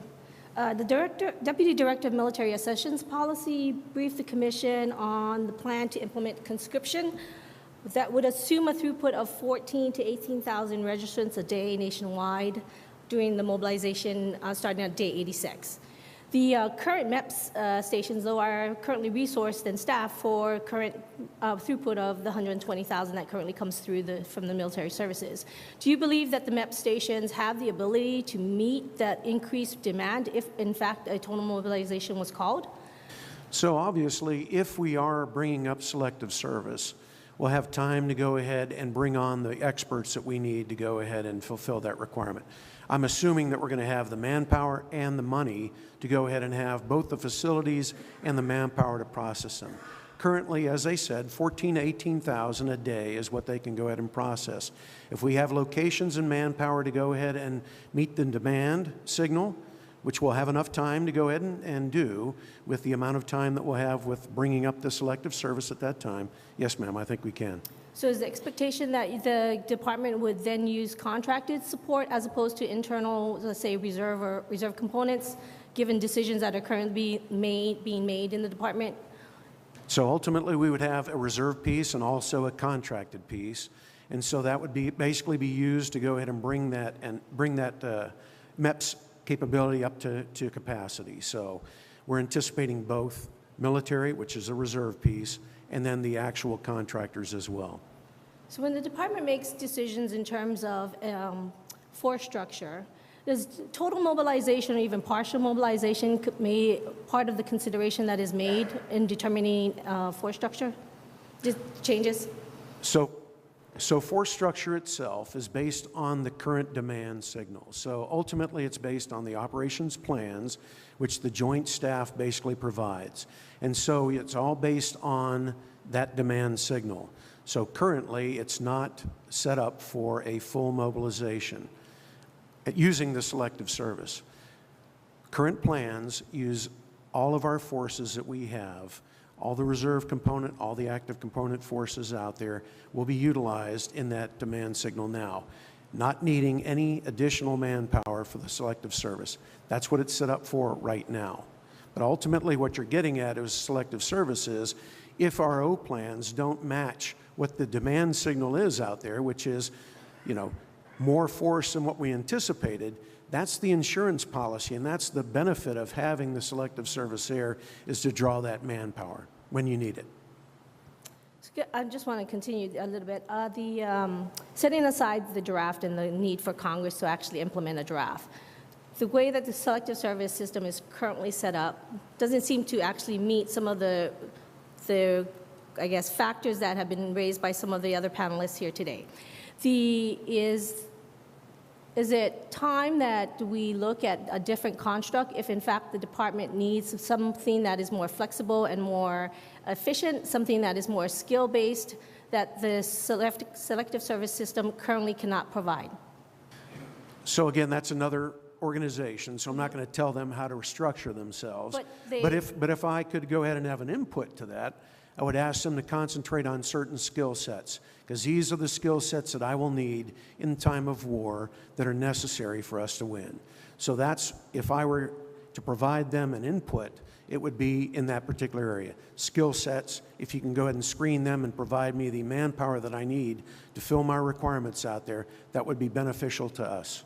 And can you provide those skill sets today, potential skill sets that are needed today? We can't. To the selective service? The individual skill sets? Yes. So ultimately, again, in areas where we need the help, I'd use cyber, for instance, cyber warriors. I mean, in time of need, we would basically need that expertise, along with medical. I'm sure we would need at that time as well. So those are two areas, cyber and medical, that we'd certainly need help, and I would ask them to go ahead and focus their attention on. All right, thank you.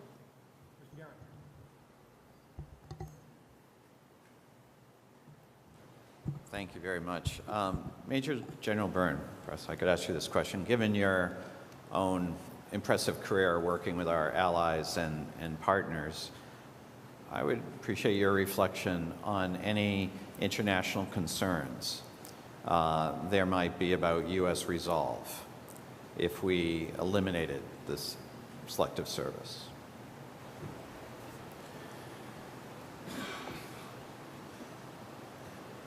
I would say, our allies and partners look at the United States, and the United States come in their time of need. And I believe right now that if you look around the globe that, our allies, partners, and our friends believe that the U.S. is going to come to their need. And that resolve, I think, is important to maintain. And if we would eliminate one of those aspects where it may influence of what they're thinking of is the United States change their resolve. Are they not going to come when we need it? I think that's where we need to make sure that if we do change certain things of how we project power as a U.S. Around the world, and selective service would be one aspect of that if needed. We would need to be able to communicate to our allies and friends of what have we changed, and then really with the commission of why we've made it better, why we're going to be able to do more for them, which means more for us also as we do this allies and partners around the world. Assistant Secretary Stewart, perhaps I could ask you a similar question in terms of our international allies and partners. Would you have concerns about the projection of that for U.S. resolve if we indeed eliminated the selective service? Well, as you know, I can't speak for them, but I would think that it would have an impact on them because, again, it is one way in which one lever that we can go ahead and use to show that we mean business with other countries. And so I think they might be somewhat alarmed, but I can't speak for them. Any other panelists want to reflect on Ms. Schulman? I'll just add a quick point that getting rid of our selective service system would require a lot of messaging to our allies and partners, not only because many of them use conscription on a regular basis to meet the needs of the military on an annual basis. This is how they meet a lot of their national security needs, not only for their security services, but for other purposes nationally. So to have, like, many of them do not understand how we manage our all-volunteer force and how the selective service system works as against that. It would require a tremendous amount of messaging and reassurance, not because of the actual impact it has, but because of a lot of the education that would have to take place in order to do so. And in some ways, it would be a bigger drag in order to have to explain than the actual impact itself.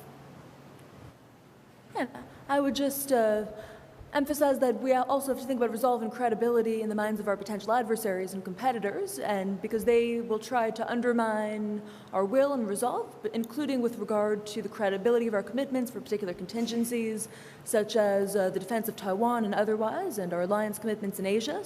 So I think we have to recognize that both demonstration of our resolve and trying to mitigate any uncertainty that might be in the minds of Chinese leaders about whether we are dedicated to these alliance commitments across the board will be an important factor going forward. And selective service is one part of that, but certainly continuing to demonstrate our will and capabilities in a variety of manners, I think will be important going forward too. Mm-hmm. Great. Thank you, Mr. Chairman. Mr. O'Larry. Mr. Secretary, not to pick on you or anything, but I think it would be instructive for us to get a sense of how the all-volunteer force came into being, and specifically for what purpose was it designed? From my limited knowledge, 73, Vietnam, the draft, bad taste in the mouth in the country. As a result of that, we basically went to the all-volunteer force. I was in high school in 73. I was a part of that volunteer force as an ROTC student at Auburn University in 1977. Served 37 years in the all-volunteer force. I think it's very, very important that we do have this in place. And why we did this was we didn't want to go ahead and have the draft in place where individuals felt like they were unfairly taking the burden on of defending the country. And thus, it was easier to go ahead and incentivize individuals like myself to go ahead and serve their country. And so I think that the movement from the draft to the all-volunteer force since 1973 has been very, very successful in that we've been able to go ahead and provide the force that we need to go ahead and take on our adversaries, and it's proven itself and worthy of the attention that was put forward to bringing this about in every single conflict that we've had since Vietnam. And it's also my understanding that it was not designed to be to deal with ongoing permanent warfare. Is that correct? I'm not necessarily sure that's correct. Okay. Because I'm not sure of the, whenever they formulated the all-volunteer force, whether that was one of the reasons why. I do know, though, that they wanted to go ahead and have a force that basically did not have a draft, and so they wanted to try to do it with volunteers. And as I said, it's been very successful in meeting our nation's requirements. Thank you, Mr. Secretary. Yeah. Thank you, Mr. Chairman. Ms. Schulman, I want to continue some of the discussion about this whole issue of the national will to support, when necessary, the mobilization of the nation in response to a national security threat. And earlier, several of the other panelists commented on that deliberative process that the nation must take, both the process that would exist, as Admiral Polowczyk described, within the executive branch in the department to determine what kind of resources and requirements might be required that go above our current capabilities and resourcing. And then also there's the political part that involves the actions of the Congress that would have to be approved by the President and signed into law. But you offered in your earlier comments kind of a tantalizing question that gets to the third part of our nation, and that is the preparedness of the American public.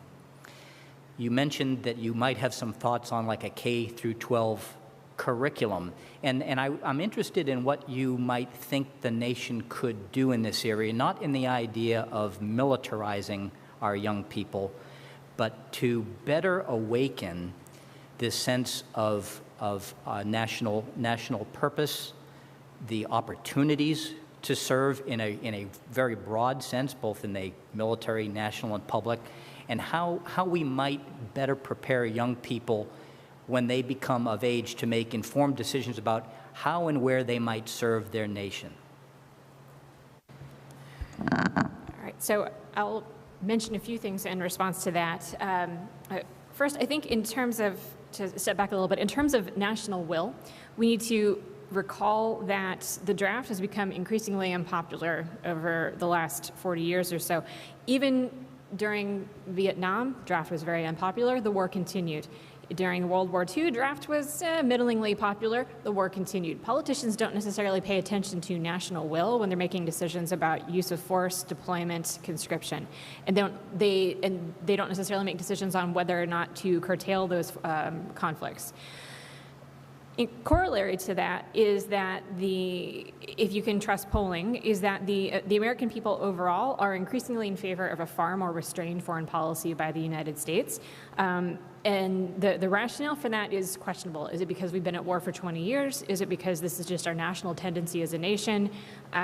There's not enough study, in my view, to actually make a final statement on what the reason behind that is. Next thing I would say is that when you look at how the federal government recruits people into its service, this system is in large part delegated to I would call human capital, human resource managers, and very distinct from the actual people who are serving the mission on a day-to-day basis. As a result, people who, somebody who is in college or in grad school or wanting to serve the American people are not put into direct touch with somebody like me who worked in government for 10 years, or somebody like many of the folks on the panel who might provide a better perspective on here's what it's like to serve, here are your opportunities, and here's that access. We've increasingly cut off those who are performing the mission on a day-to-day basis from the American people and made what they do less transparent, less accessible, and less understandable to folks in college, folks in K through 12, and folks in the broader economy.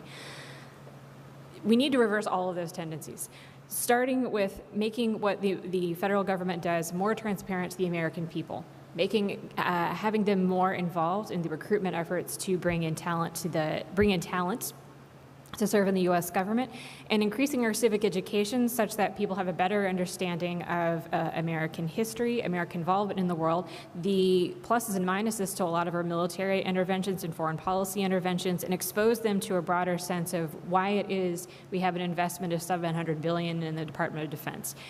For better or for worse, why it is we have $1 trillion investment in national security. These are all things that most people don't even learn until they get into government. If we want to have better understanding, better access to the American people in terms of having them be willing to serve in some form or fashion, they need to first have exposure to what it is we do every day, and we need to stop pretending as though that needs to be a secret, to start with having better briefings at the Department of Defense, if my colleagues could carry that back, to directly to the American people and to the press about what it is we're engaging in right now. I could go on at length. I'll stop there. No, I thank you very much for that, because we have certainly heard there's a tremendous need to improve the general awareness through things like civic education in our nation, to make the American public better informed, as you said, through transparent processes, and ultimately for them to intelligently exercise their sacred right to vote. Thank you. Thank you, Mr. Chairman. Thank you, Mr. Chairman. Secretary Stewart, in one of your previous responses to a question, you mentioned the healthcare professional delivery system. Some people call it the doctor draft.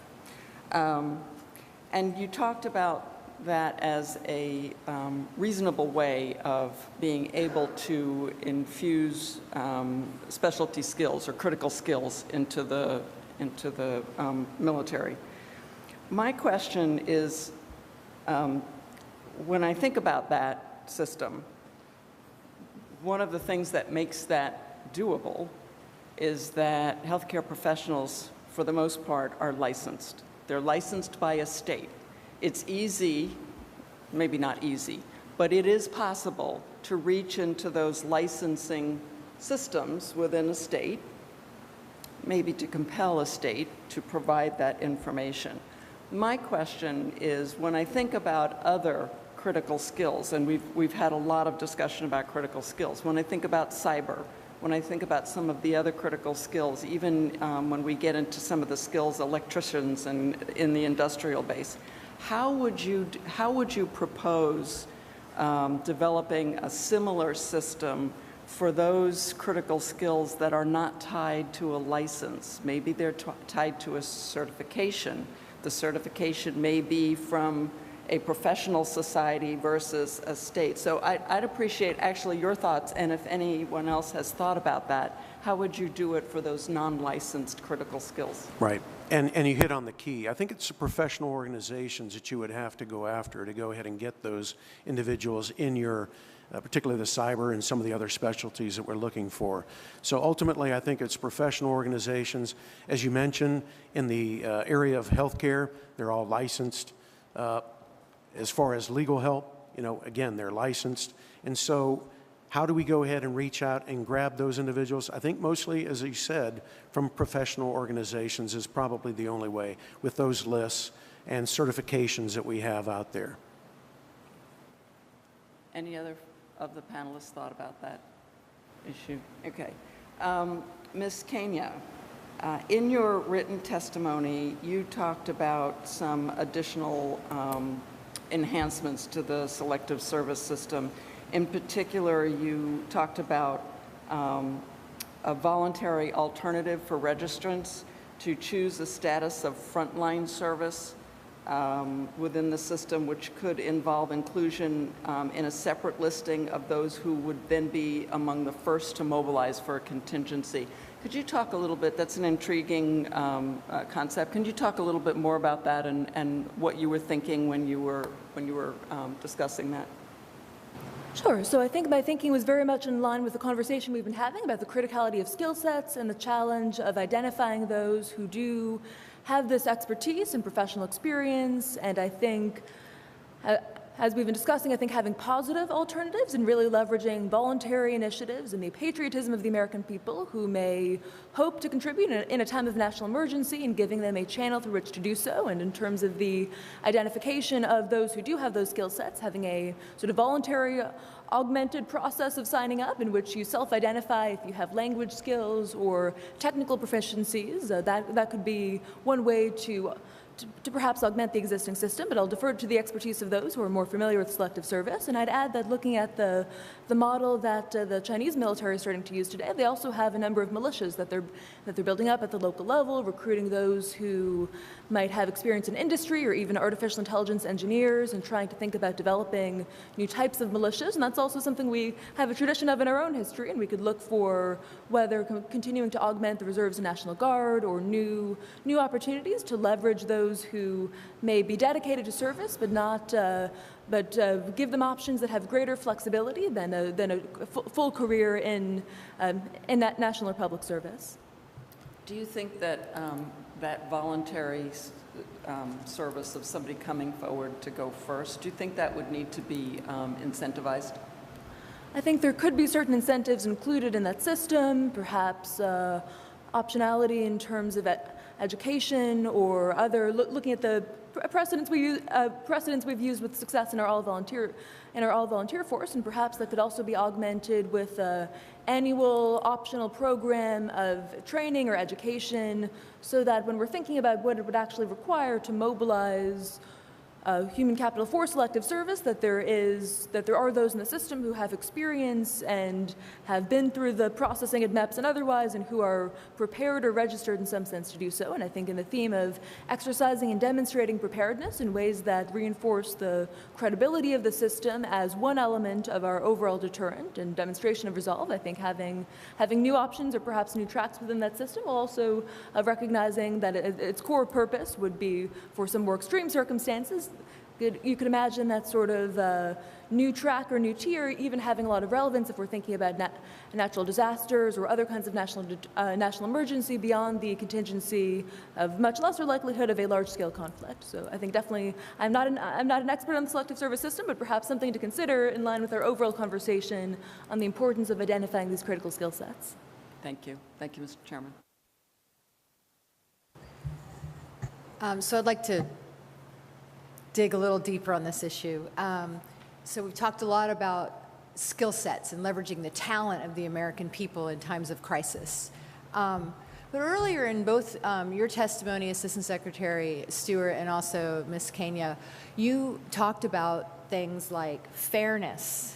You said that our system should be flexible, scalable, and fair. And you talked about the idea of, in the past, people that were unskilled, people that were, that everybody should be sort of on the hook for call-up, no matter who they are or where they come from, because of the issue of fairness. And Ms. Kenya, you talked about diversity and inclusion, sort of in a similar vein. How do you each balance that sort of societal requirement with what we were just talking about in terms of tapping specific skill sets in times of need?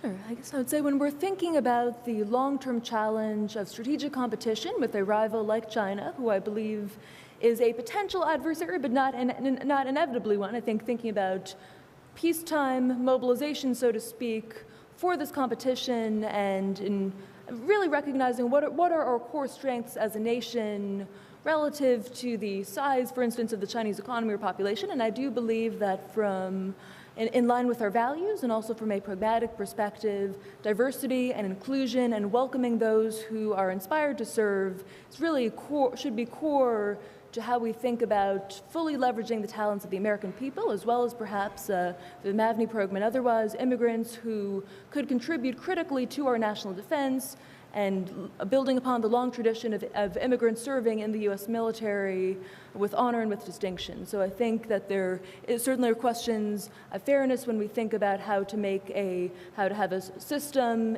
in the form of selective service that is universally applicable and ensures that all Americans have skin in the game, so to speak, or do have a stake in our national defense. I think that's important, but I think first and foremost we need to think about leveraging those who desire to serve, and in some cases may be today being excluded from doing so for reasons that are not directly correlated with their capacity to make critical contributions to our national security. So I think first and foremost recognizing who we are and how we best embrace that diversity as a source of strength relative to competitors who have other potential systemic advantages will be critical going forward.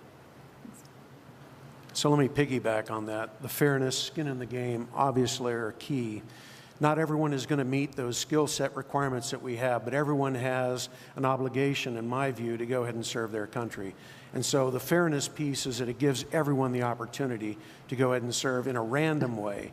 The fairness piece I was looking at is it's random in nature, and you want to make sure that it's set up for a fair process. And again, the way the selective service is set up right now, a random drawing, I mean, it basically is based on the age group that you have there that you're looking for. But back to the fairness piece, everyone should be a part of the process itself. Yes, we're worried about some skill sets that we have shortages in, but ultimately everyone we want to serve. Thank you. My other question is for the other panelists, and that is the uncomfortable emerging consensus that the homeland is no longer a sanctuary in emerging potential scenarios. I don't know that Americans are, to your point, Ms. Schulman, like educated about that potentiality. And I'm wondering how each of you thinks this affects our calculus with respect to selective service, and even just the logistics of the scenario of the homeland is under threat or actually potentially compromised, and how would we even think about going about now activating a draft or a conscription model? I guess I'll start on this a little bit with your comment of the homeland is no longer a sanctuary, and General Shaughnessy, the commander of NORTHCOM, has come forward to Congress and stated that the homeland is no longer a sanctuary. I think what has changed is based on the national defense strategy that's come out and the reorder of where our near peers are and what our threats are out there and what our national priorities are, that we see that there is going to be a risk to the homeland, different than when we grew up, where there was always a risk to the homeland by that near peer competitor as far as nuclear weapons. Now we see that we have a competitor out there for kinetic, non-kinetic activity that threatens the homeland. How it affects the selective service, it will affect all aspects of our government, as we go. And we've talked a little bit about how we'd make sure that we had a resilient system in order to call up if we needed that. When I look at the selective service, our national leadership have made certain decisions, or a catastrophic event has happened to make us get to the selective service, because we've jumped through a number of hoops at that point, which is, we've used all the actives at that point. We've mobilized the Guard and Reserve. And now after that full mobilization, we have now looked at selective service. So I think as we march along there, we talked a little bit about the American people committing to this or understanding what's going on. I think there's going to be an event, just like 9/11, just like Pearl Harbor. I don't know what it will be. But when we see that, I think the American people will rally around, and that we won't have to worry as much as we think we do about that national commitment that we're worried about. I think the event will happen. We're mobilized. We've gone through a number of things, and the nation is at risk, and I think the American people will see that and come forward. So in your prepared questions for the panel, somebody mentioned, and it was mentioned again in the discussion here, the potential need to declassify some of the scenarios that are some of the major operational challenges for the U.S. military.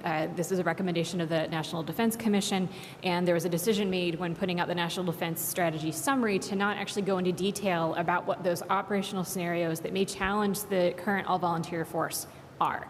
I bring that up because I think that were they to be declassified and discussed broadly, the American people would be surprised that a number of those scenarios are ones in which there are not strong or well planned out operational concepts and innovations that would allow American all-volunteer force to succeed in those scenarios, particularly if they took place simultaneously or with other stressing factors going on, or that there may be political factors that are going on that would prevent us from having useful success there.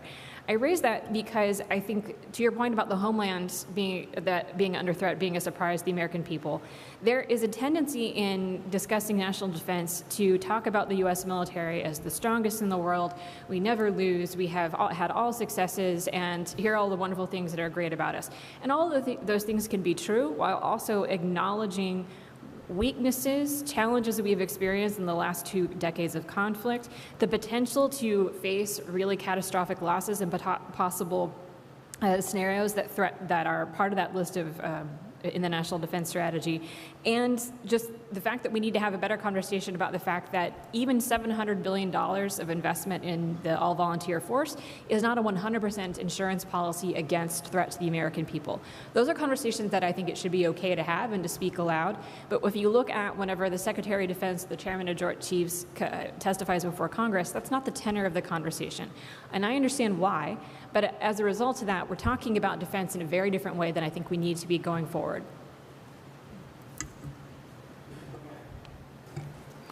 Thank you. I think Admiral Polowczyk wanted to respond. So, oh, okay. Fair enough. He's the boss.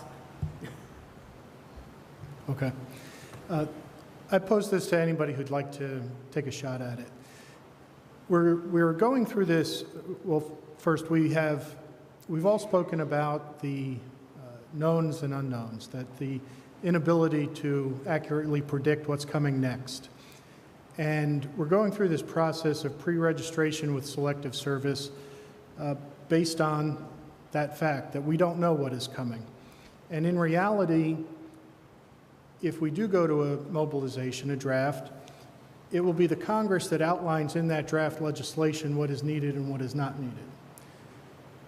Does the technology exist? Do the systems exist?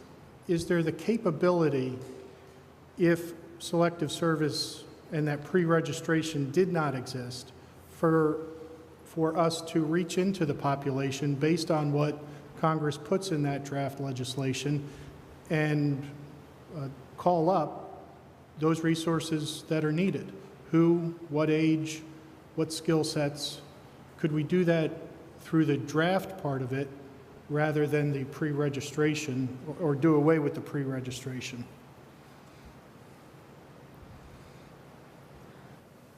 I'm less familiar with the status of U.S. planning, but I can say that the Chinese military and Chinese leaders are thinking about options to collect better data, to have greater understanding of the resources available and the requirements, including ongoing research on the needs of national defense mobilization. And there's interest in, for instance, using better data analytics, even artificial intelligence, to move towards a model of smart mobilization that could leverage, for instance, infrastructure of future smart cities and the amounts of data available to better assess the requirements and enable rapid deployment of resources in response. So perhaps we can also explore some creative and technical solutions of our own and recognize that despite and beyond the hype, technologies like artificial intelligence could perhaps be transformative, not simply in frontline functions, but also as a means of supporting the coordinating, scheduling, and mobilization of the range of resources that could be required for a whole-of-nation mobilization going forward. So perhaps something to consider on that front. Sir, I'll also add that I think you have Bernie Rosker testifying either this afternoon or later this week. He has studied this extensively and has a concept of face-to-face registration that he believes that would not only work well in the kind of scenarios that were under discussion, but also would have a greater rate of response in a national emergency. He is obviously the expert on all things related to Selective Service, so I think he would be this would be a good line of inquiry for him.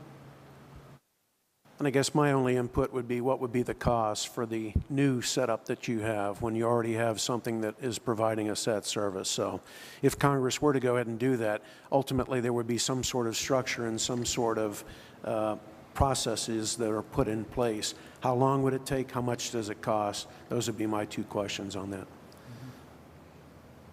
Anybody else? And a related question, this goes to General Burns' comments earlier.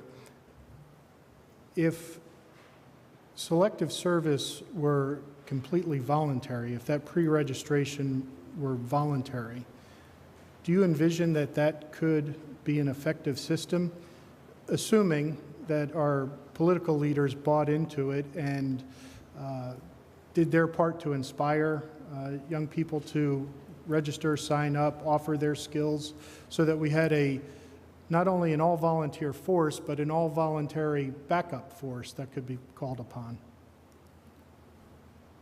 General? You know, my first thoughts are, I don't think so, would be my first thought. I think, you know, as we talk about desire, commitment, skin in the game, I think somewhere along the line, talking, you know, somewhere education in schools, there has to be an acknowledgement that living in this country, there is some requirements of living in this country. One of those is come to the defense of the nation when there is a great need. And, you know, there could be a time when we need that.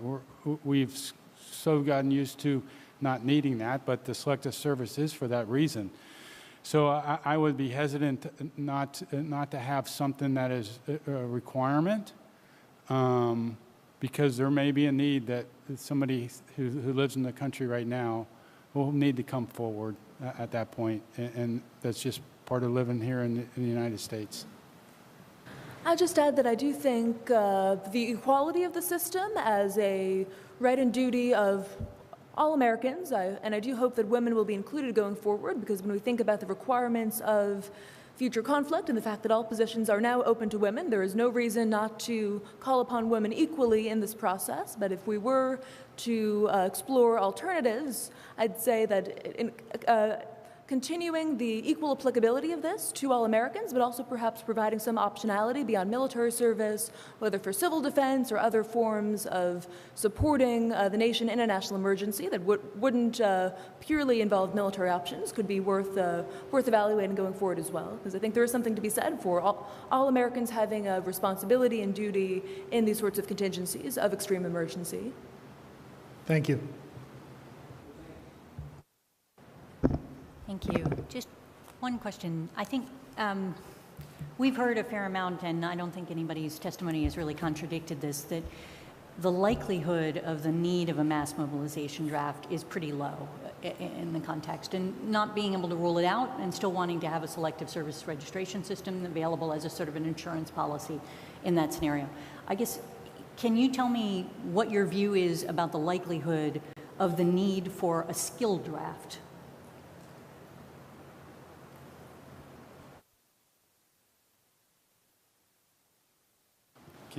Can you clarify that Yeah, a I was little going to bit? say, yeah. Apologies. Okay, so a draft that is basically like the doctor draft or a cyber draft. In other words, a draft for a specific skill set that you and I need to target. I wanted to go back to this a little bit, and you know, we've got into the skill sets and what may or may not be required. I think it's important that I'll put an analogy of a football team. You know, and you need a number of players on the team. So you as a coach or manager and owner of that team, you want to have the ability to field a team with players that, one, fulfill your requirement to win the game. Two is not limit who you can put in what positions. So you would like to have a broad base, which you were talking about, fair, equitable across, in order to get those skill sets, in order to put a tackle in or a center or a wide receiver. And then also, depending on who's on the other side of the field, you know, as you do your analysis, it's going to change between this near competitor, or one of the other threes, or whoever comes up in the future. So I think that would be important as we talk about, you know, what do we need? I think we need to be able to have that plethora of players out there in order to field a team that makes sense for that coach or that manager that's putting that together, and we're dependent on him to win that game. I'll just add, I think we need to insert into that scenario the potential that the United States has set a requirement for whether it be doctors or cyber technicians or electricians or whatever it is. Unless it is a true emergency where they need everyone to show up tomorrow, they have other mechanisms to be able to bring those sort of skill sets on, whether it be contracting, recruiting, or something else. In which case, if there's a need to be able to conscript those kinds of skill sets, is this a scenario in which there is a resistance from those people and those skill sets to be able to come on board? Is it the pay not going to be enough? The emergency does not judge, radical enough. Their present job needs them more than what they think the American people is going to need them. In which case, do you need a selective service system that can help make the judgment about your labor is more valuable working for the state than it is for working for whatever entity they work for at the time? And that's not, that is in theory what the selective service system is set up to do, sort of, but not for these kinds of skill sets that we are talking about right now, or at least we haven't practiced it effectively and consistently in that kind of scenario. If I could just add one dimension to that, what's not been talked about here yet, but I have in my written statement, is the mechanisms and the authorities that Congress has given us today to buy stuff, and so there may be a theme between what we contract for services. Right, and that growth in how service contracting has essentially eaten up, more than 50% of the dollars spent in acquisition. Right, there might be a theme in connection for you of how and what we've contracted for in the times of need to understand the dimensions that we're looking for. I'd be hard pressed to tell you.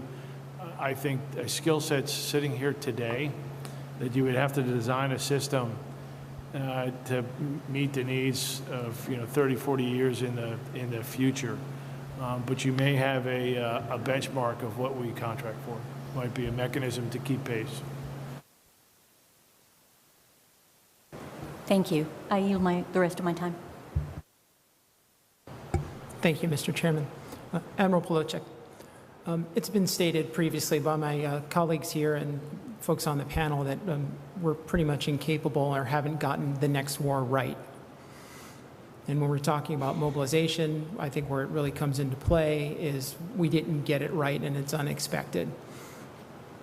The most recent example of that I can think of is Desert Storm, where the reserves were brought into play without any real long-term notice or expectation that they'd be brought to bear.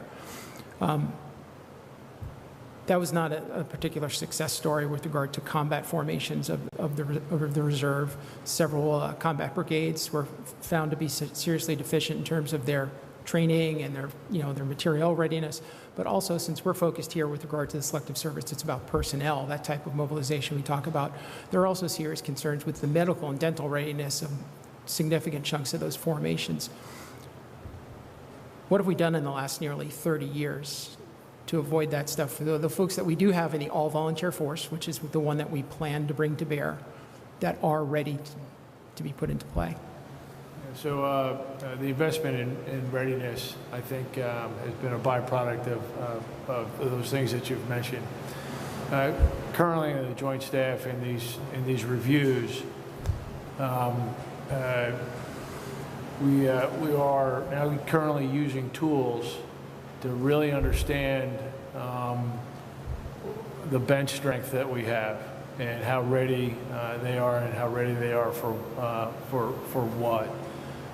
If I can give you a dimension of the problem, if this was 1993 and the president asked us to go do North Korea, right?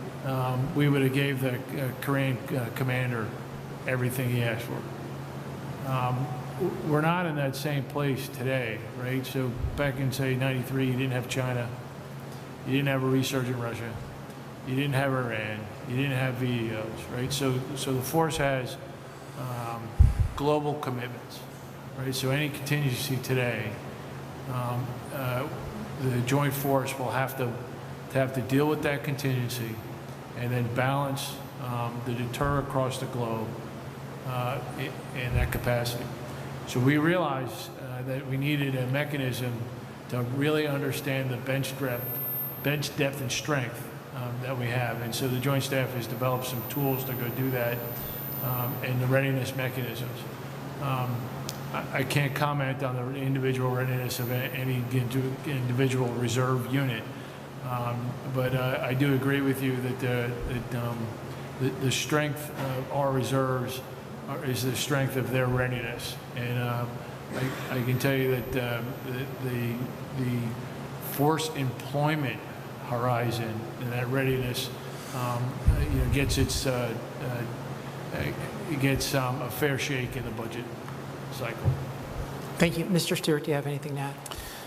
Yes, ma'am. I want to basically make the point that the reserve components have been integrated ever since that time. There were lessons learned from Desert Storm, Desert Shield, Desert Storm. The units weren't training together. They didn't have the proper equipment. But now, basically, we're using the same type of equipment. We're doing that in a coordinated fashion. When we have been mobilized, we've been going ahead and working with our active duty counterparts out there, and I'm saying I, because I used to be a reservist.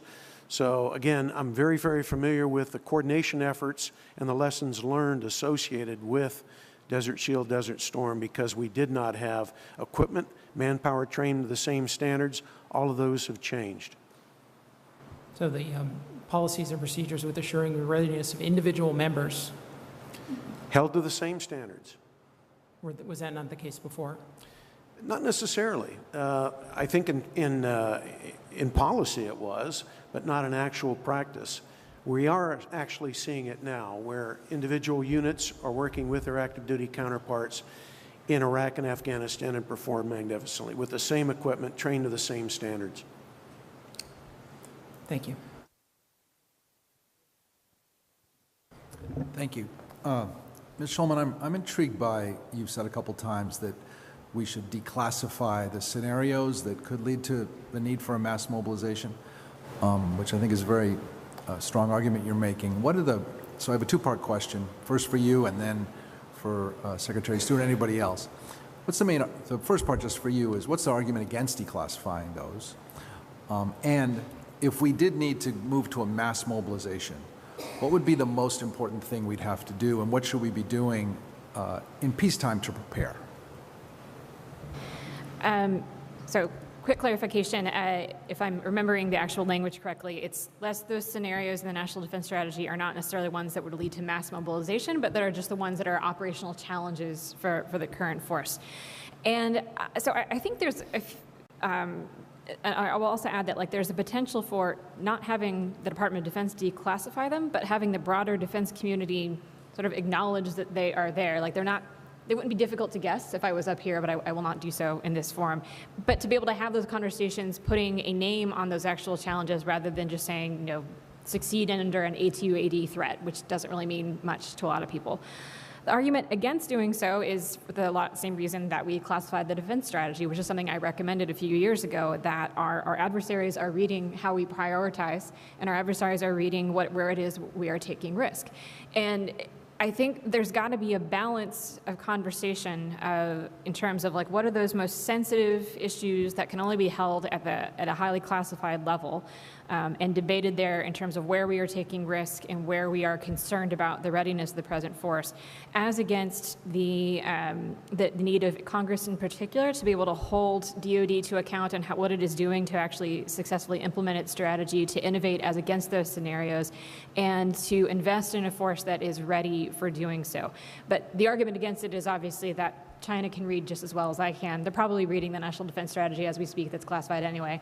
But to not doing so, I think that it also, I'll add one more thing. The other argument against it was it allowed us to have, in the department, better and more candid conversations about what our strategy was, rather than to think through how is this going to read to China, NATO, the American public, and Congress. And that's a useful mechanism, but there's also a utility in having some of these conversations more transparently. And if we did have to engage in mass mobilization, what would be the most important thing we'd have to do, and how do we prepare for that during peacetime? Most important thing that we have to do and prepare for it during peacetime. Does anyone else want to take a swag at that while I'm thinking? Well, everybody knows this. Communicate, communicate, communicate. As we see, you can't be late to need on this. Your communication's got to be out front. we see that in every disaster and really in a lot of scenarios where we get behind the power curve and we don't have our message out there of the reasons why. And we know that people are going to counter it no matter where they are in the world for the reasons they would like to counter the message. So I think there is an opportunity for that understanding and have some pre-selected, and we call them pre-selected mission assignments already for disasters that come up, but we know that we're going to need that capability at this time, and we're going to move that as quickly as we can, knowing that it's coming. I think there's probably, to be able to translate some of those messages into some sort of pre-scripted, you actually get ahead of the curve on things that we would like for our adversaries not to have an understanding of as we talk about plans. And there is some benefit to do both, but I think some things that are being said here could be pre-scripted, could be already cleared, and then they come out with the right person saying it, to be able to communicate that we're going to mobilize selective service, those kind of things. And I would just add exercises and as a means of testing the likely vulnerabilities in our own plans and programs for mobilization, including on questions of economic or industrial mobilization, and really trying to see our own plans through the eyes of a potential adversary and recognize where could points of failure be, what are the likely networks or systems or supporting infrastructures that they would be targeting, and trying to anticipate and mitigate those vulnerabilities, because I think preparedness during peacetime will be absolutely integral in for any scenario of great power conflict in the years to come. I can tell you from a joint staff perspective, since I own the industrial base and the mobilization there, I'd frame it a little differently. I'd frame it to understand how we mobilize our innovation base, right? And so large-scale conflict, long-term conflict with a thinking adversary, I think we're going to have to first figure out how to get those folks in our capacity to innovate. That's where I see that the gray matter needs to be spent figuring out not just how to mobilize the industrial base and what may that look like. How do we motivate the innovation base so we can continue to be ahead of our thinking adversary? I just said public-private partnership of all kinds I think will be critical going forward when we think about the technology companies that are critical to our innovation base going forward, and I think potentially exploring new mechanisms, whether a board or a commission, to really engage these new stakeholders and solicit their inputs and their involvement in some of this preparedness, so it could be worth considering as well. I'll add two things that are slightly more ephemeral, but one is the current distance between the American people and the all-volunteer force.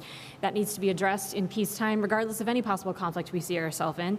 Right now, I believe that if you ask the American people, 60% of them say they have some kind of direct connection to the military. If you look at people under the age of 30, that number goes down to 30% have some kind of direct connection with the military. We don't want to change that by saying, let's grow the military and have more people serve. But there are ways to increase both the transparency of what the military does, but also increase civil-military relations, opportunities, and engagement, both through Congress, senior military leaders, senior defense leaders, and also engagements at a high school level. The other thing that needs to be worked on is the trust in the national security state. From both parties, from the White House, on the floor of the Senate, and on the floor of the House, I hear people talking about a deep state and whether or not it can be trusted and whether or not we should believe the assessments and recommendations that come out of it. If we see ourselves in a national security emergency in the next 5, 10, 20 years, I worry about a scenario in which the American people are fundamentally untrusting of the people who are working on its behalf in the intelligence community, in the State Department, and elsewhere. That's something that this commission and Congress as well can do a lot to help reverse as much as they can by talking about the patriotism of the folks who are sitting in these desks and what they do on behalf of the American people without a lot of thanks on a day-to-day basis. Thank you. I yield, Mr. Chairman. Thank you. Thank you, Secretary Stewart, Admiral Polowczyk, Mr. Young-Shulman, General Byrne, Ms. Kenya. Thank you very much for being here today. We greatly appreciate your time and expertise that you've shared with us, and thank you for providing valuable information to the Commission. Certainly, if there's one common theme, it's that we can't predict the future. It reminds me of a quote by then Secretary of Defense Gates to West Point cadets when he said that when it comes to predicting the nature and location of our next military engagement since Vietnam, our record has been perfect. We have never gotten it right. We will now dismiss the panelists. You're welcome to take seats in that front row if you'd like, and we'll invite the public to provide comments. The Commission is committed to transparency and openness with the public. In keeping with these principles, the Commission intends to provide the public with an opportunity to deliver public comments during our hearings. As a reminder, in order to provide the greatest opportunity for as many participants to offer a comment as would like, public comment is limited to a 2-minute period per person. As is noted on our website, sign up for public comment took place between the opening of registration and the start of this hearing. When you signed up, you received a numbered ticket. To ensure fairness, tickets were randomly drawn. We will call out 5 ticket numbers at a time and ask that when your number is called, please come forward and make a line behind the microphone to my right, your left, and provide your comment. On the easel to my left, your right, you will also see the ticket numbers in the order that you should line up. If time does not permit you to offer your oral comment, we encourage you to submit your written comment at our website, www.inspiretoserve.gov. Additionally, if you have any written statements that you would like to submit for the record, please provide them to staff at the registration desk. I now invite the following ticketed individuals up to the mic to provide comments, number 024, 26, 31, 29, and 28 up here to the right. If all 5 would just come up and please form a line. Again, that's 24, 26, 31, 29, 28. During your comment, please be aware of the lights in front of me. The light will turn yellow when you have 30 seconds remaining, and red when time has expired. At this time, you will also hear a buzzer. Please introduce yourself to the Commission with your name and affiliation before starting your comment. Sir, you have 2 minutes.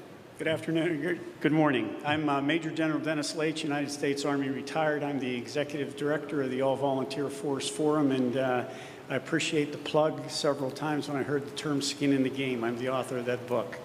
My comment is that although I agree with what I heard or interpret as the sense of the others that the Selective Service should stay in place as a result of mass mobilization, I would suggest to the Commission that absence mass mobilization, we also have a problem with the all-volunteer force.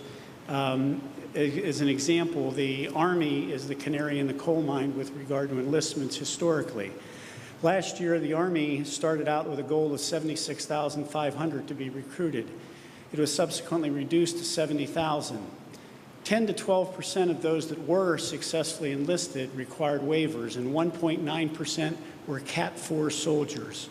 This is a major problem that's a canary in the coal mine in my judgment, and no matter how much we lower standards or how much money we throw at the Army in terms of incentives, we still have a problem and the potential for systemic or catastrophic failure of the all-volunteer force. I would also like to go on the record with response to Secretary Stewart's statement that the all-volunteer force is successful, in saying that in my judgment the all-volunteer force is unfair, inefficient, unsustainable, contributes to the civil-military gap, and also contributes to the militarization of U.S. foreign policy. Thank you. Thank you, sir, and thanks for your service. Sir, introduce yourself, name and affiliation, and you have 2 minutes. Sure. My name is Bill Galvin, and I am the counseling coordinator at the Center on Conscience and War. The Center on Conscience and War was founded in 1940 by churches who were concerned about how badly conscientious objectors were treated during World War I. It's a horrible piece of our history that almost everyone should be aware of, especially folks who are considering the future of selective service. I want to talk to you a little bit today about the Hutterites. The Hutterites are a religious pacifist community who, like many religious communities, came to the United States seeking freedom to exercise their freedom of religion, including their pacifist beliefs. Those that came shortly before World War I had assurances from President Wilson that they would not have to worry about conscription for at least 50 years. When the registration requirement happened, these are law-abiding people, they registered. Under the law at that time, if you were drafted, you were in the military. If you were a conscientious objector, you could apply to do non-combat service.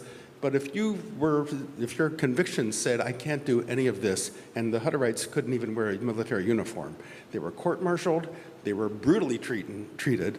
A number of them died in military prison. This book is all about their experiences in World War I, and it includes firsthand accounts from many people who were brutalized. There's a picture one of them drew. And there's actually a brick at the World War I Museum memorializing a couple of the Hutterites that were killed during World War I by the U.S. Army in the U.S. military prisons. Now, during World War II, a military base wanted to expand into some of their land. They would not sell to the military. And when the government exercised eminent domain and took the land and sent them a check, they refused to accept the check. And that's how deeply these folks believe in their beliefs. They came here in the summer of 2017. 4 leaders from the Hutterite Church met with me. I took them to selective service. They said very clearly and unequivocally, if the draft is extended to women, they will violate that law. Thank you, sir. Okay, so we originally called 24, 6, 26, 31, 29, 28. Some folks may have either had their questions answered or have departed. Numbers 30, 25, and 27. If you're here and would like to offer a comment, please come up to the mic.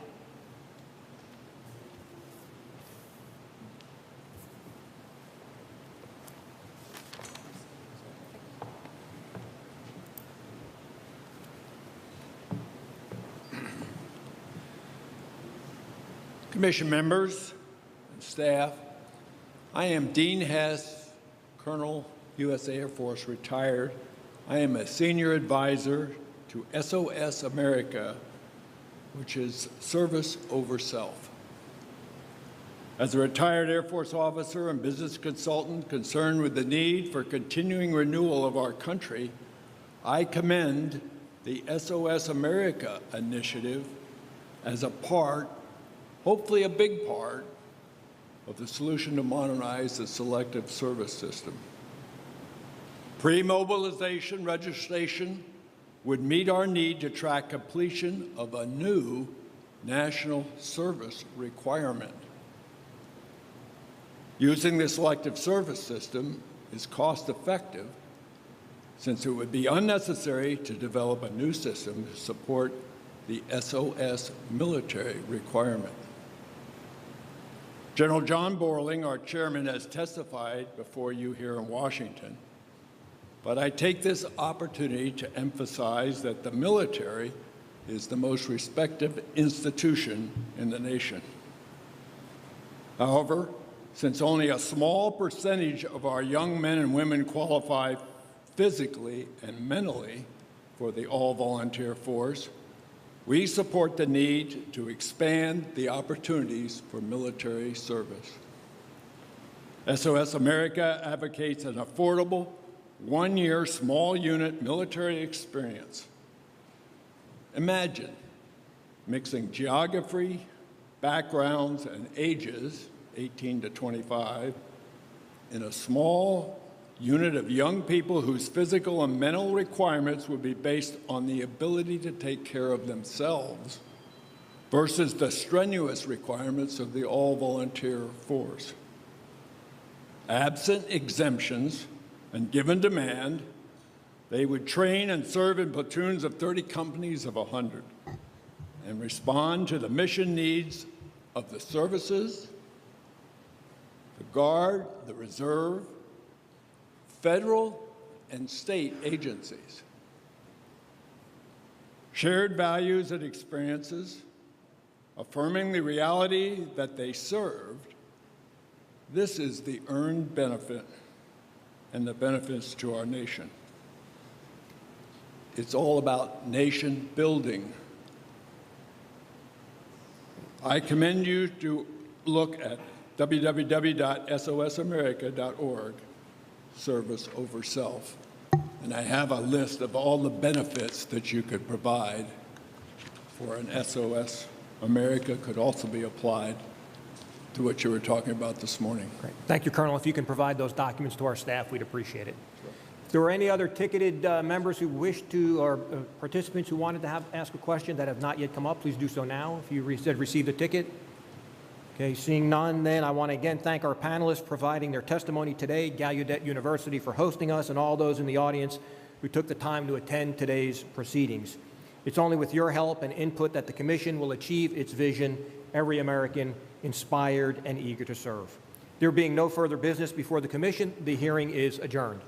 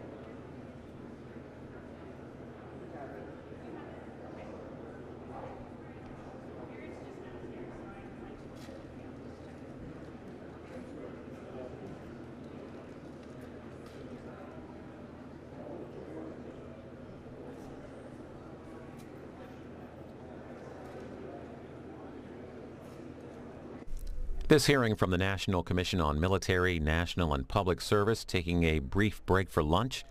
When the hearing resumes, we'll continue with our live coverage here on C-SPAN 2. In the meantime, we'll show you some of the hearing from this morning, starting with the beginning and opening statements, and then Q&A.